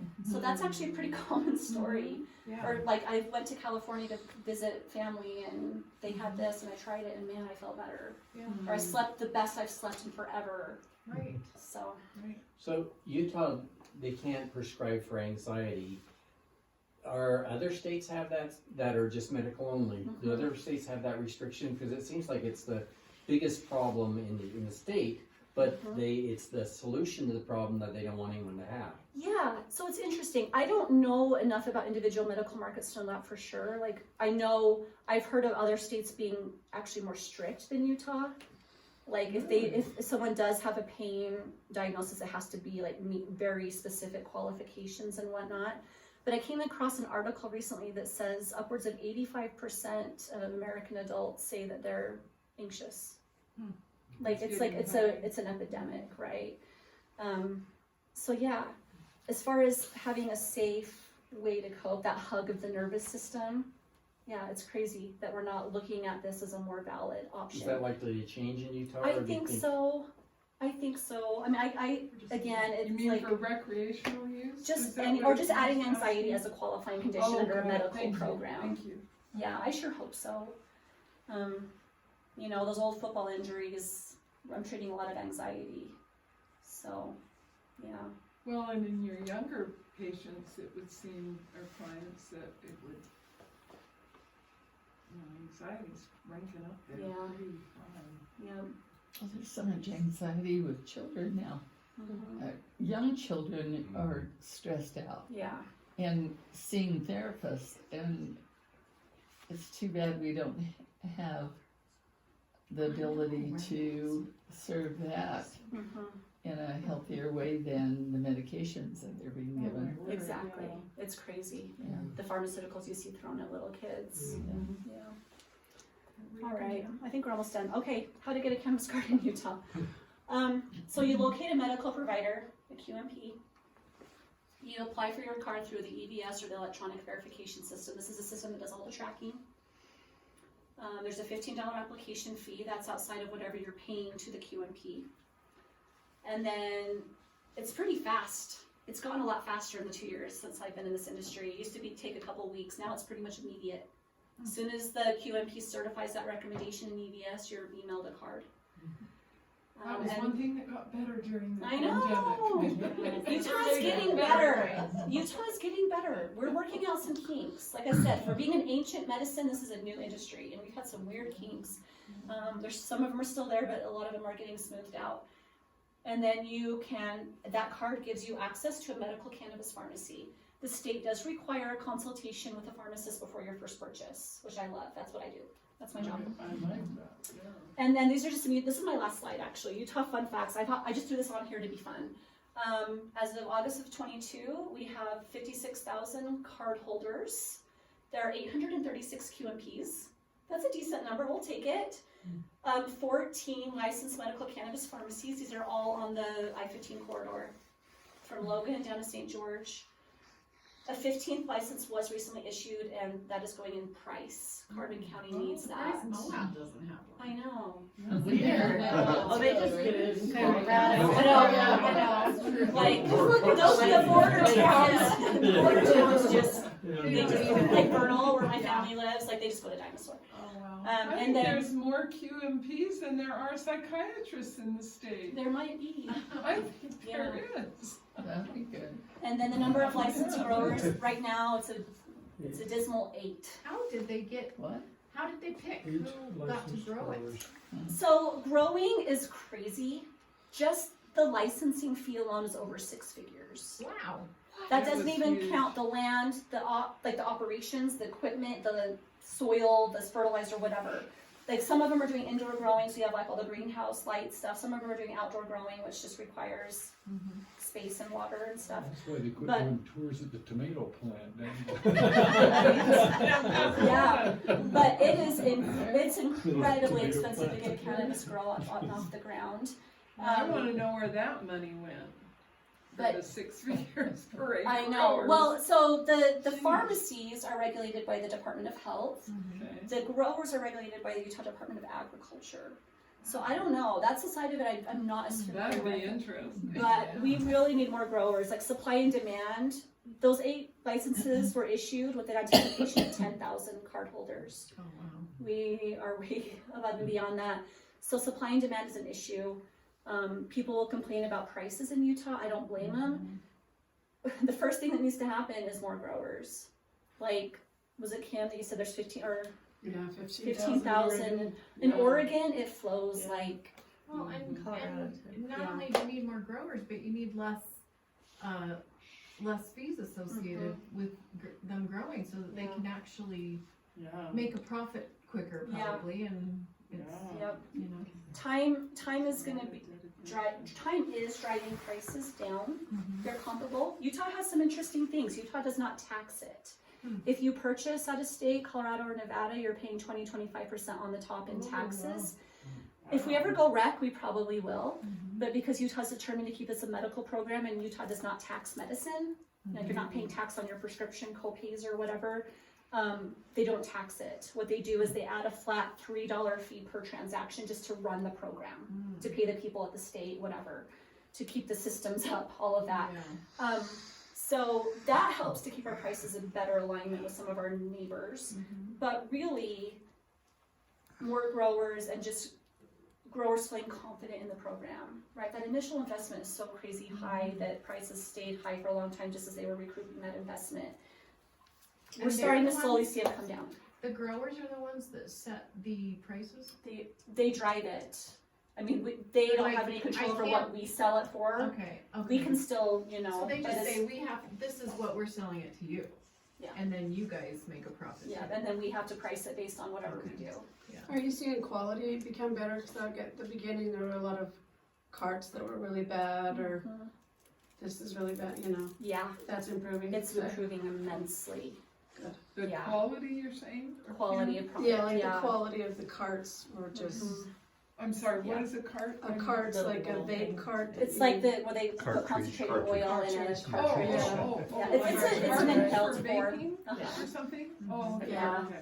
Yeah, we had when we first opened, we had almost a year of really spotty like flour options.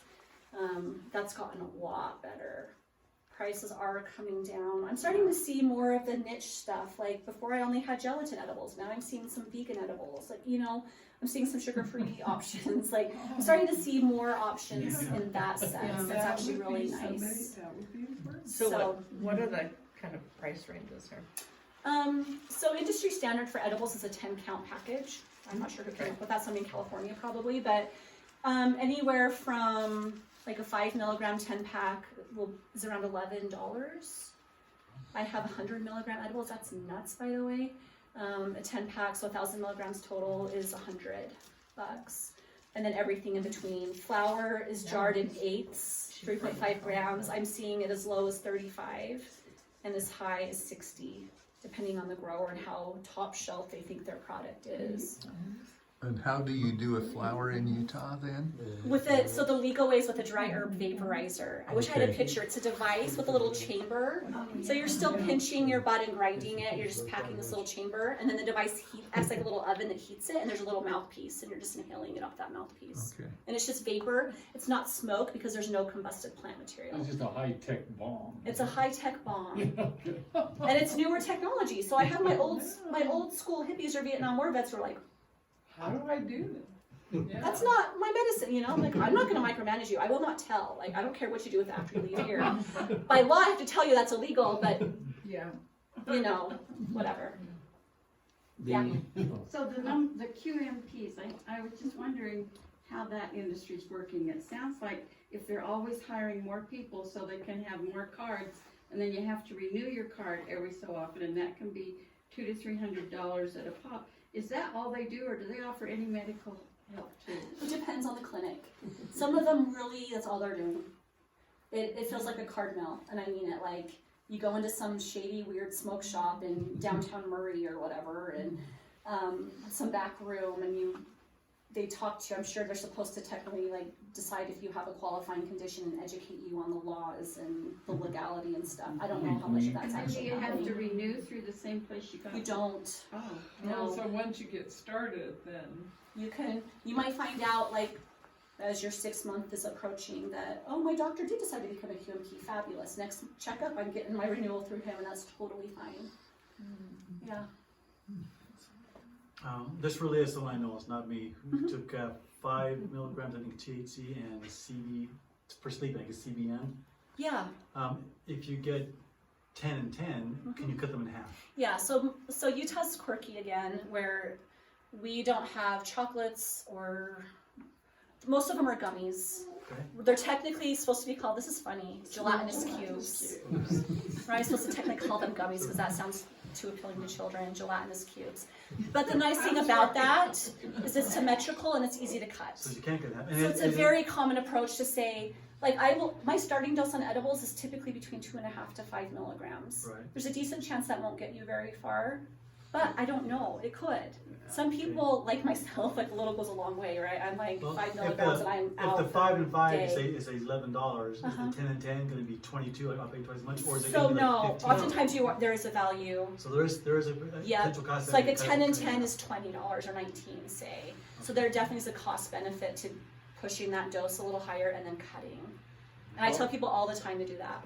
How uniformly distributed is the THC within a Yeah. gummy? Is that So- very? So fortunately, most of our processors and growers are investing in the equipment. So they sort them down, they get a very homogeneous edible. Like it's equal. Yeah, so we tell people to cut corner to corner. So like if you have like Oh, that's instead of smart. cutting this way, we cut this way. Just to try to help with the homogeneity.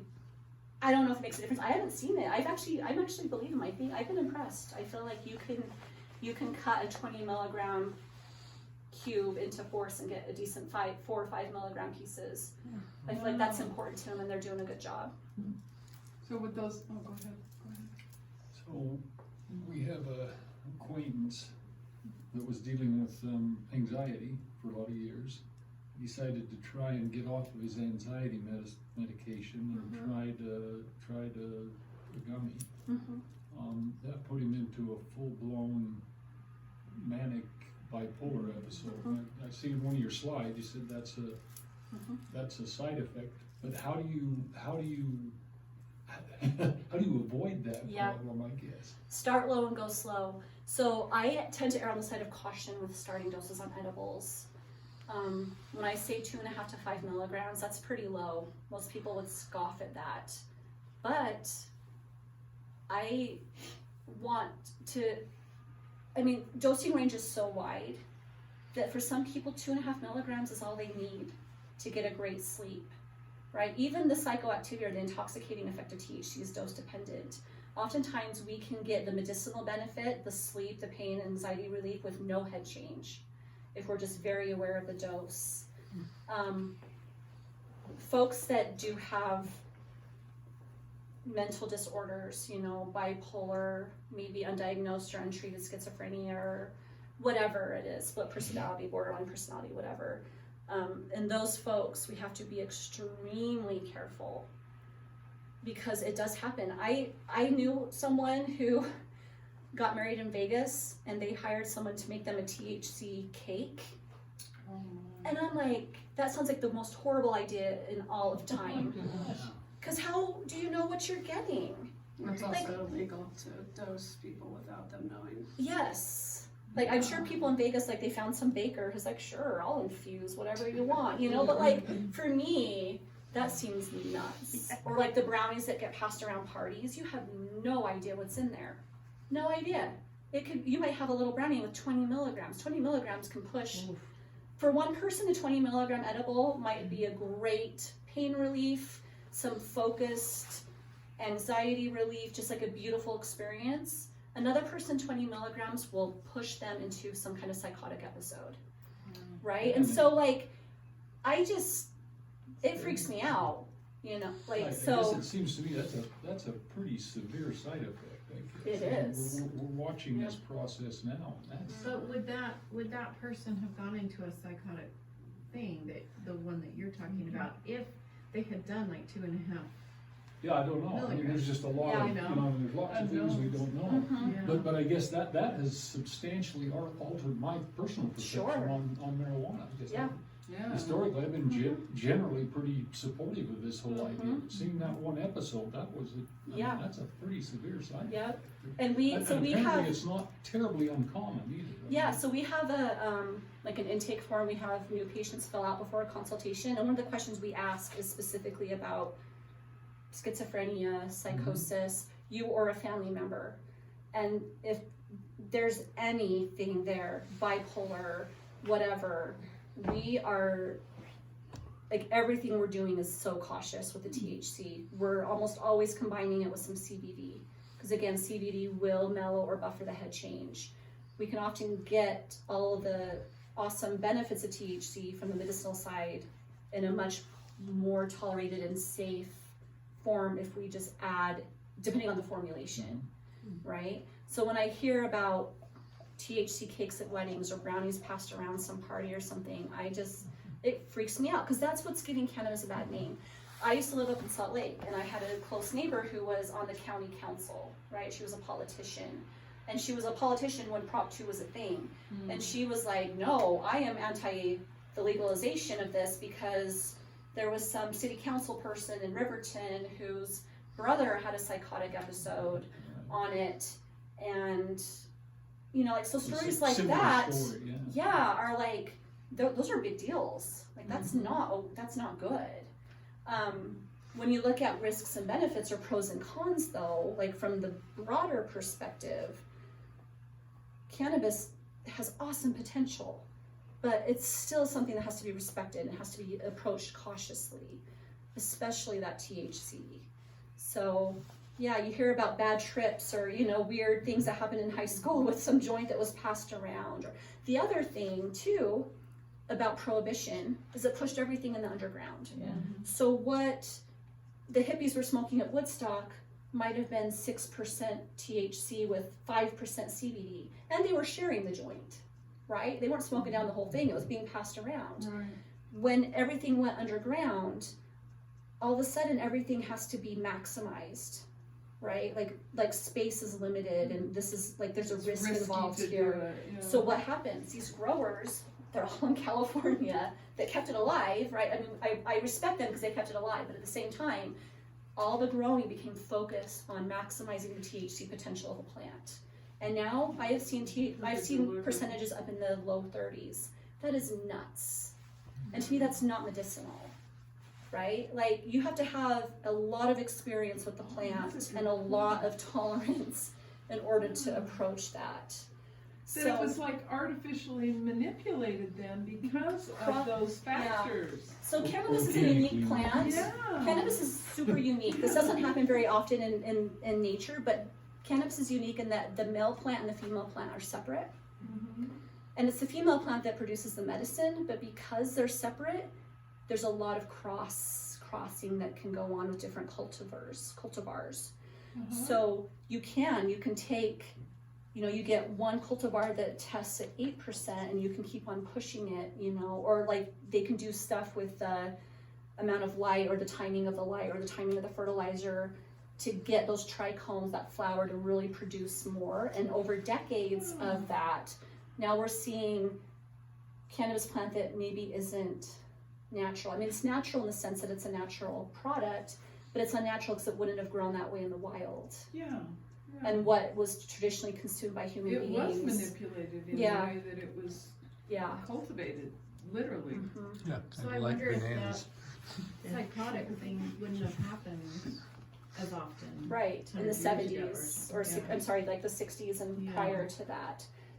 Right. Well, and a key element too, and the benefit of understanding like how you're presenting, is that what's missing oftentimes is people will assume, or kids will assume with one another, oh, well, this is medical cannabis.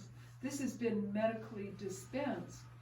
There's still different dosing going on. There's different strengths going on. Yeah. And that's not taken into account if they're taking it from somebody else's medicine, you know. Yeah. If they're passing it around. Right. Yeah, and you also talk about black market weed. You don't know how it was grown. You don't know what's in it.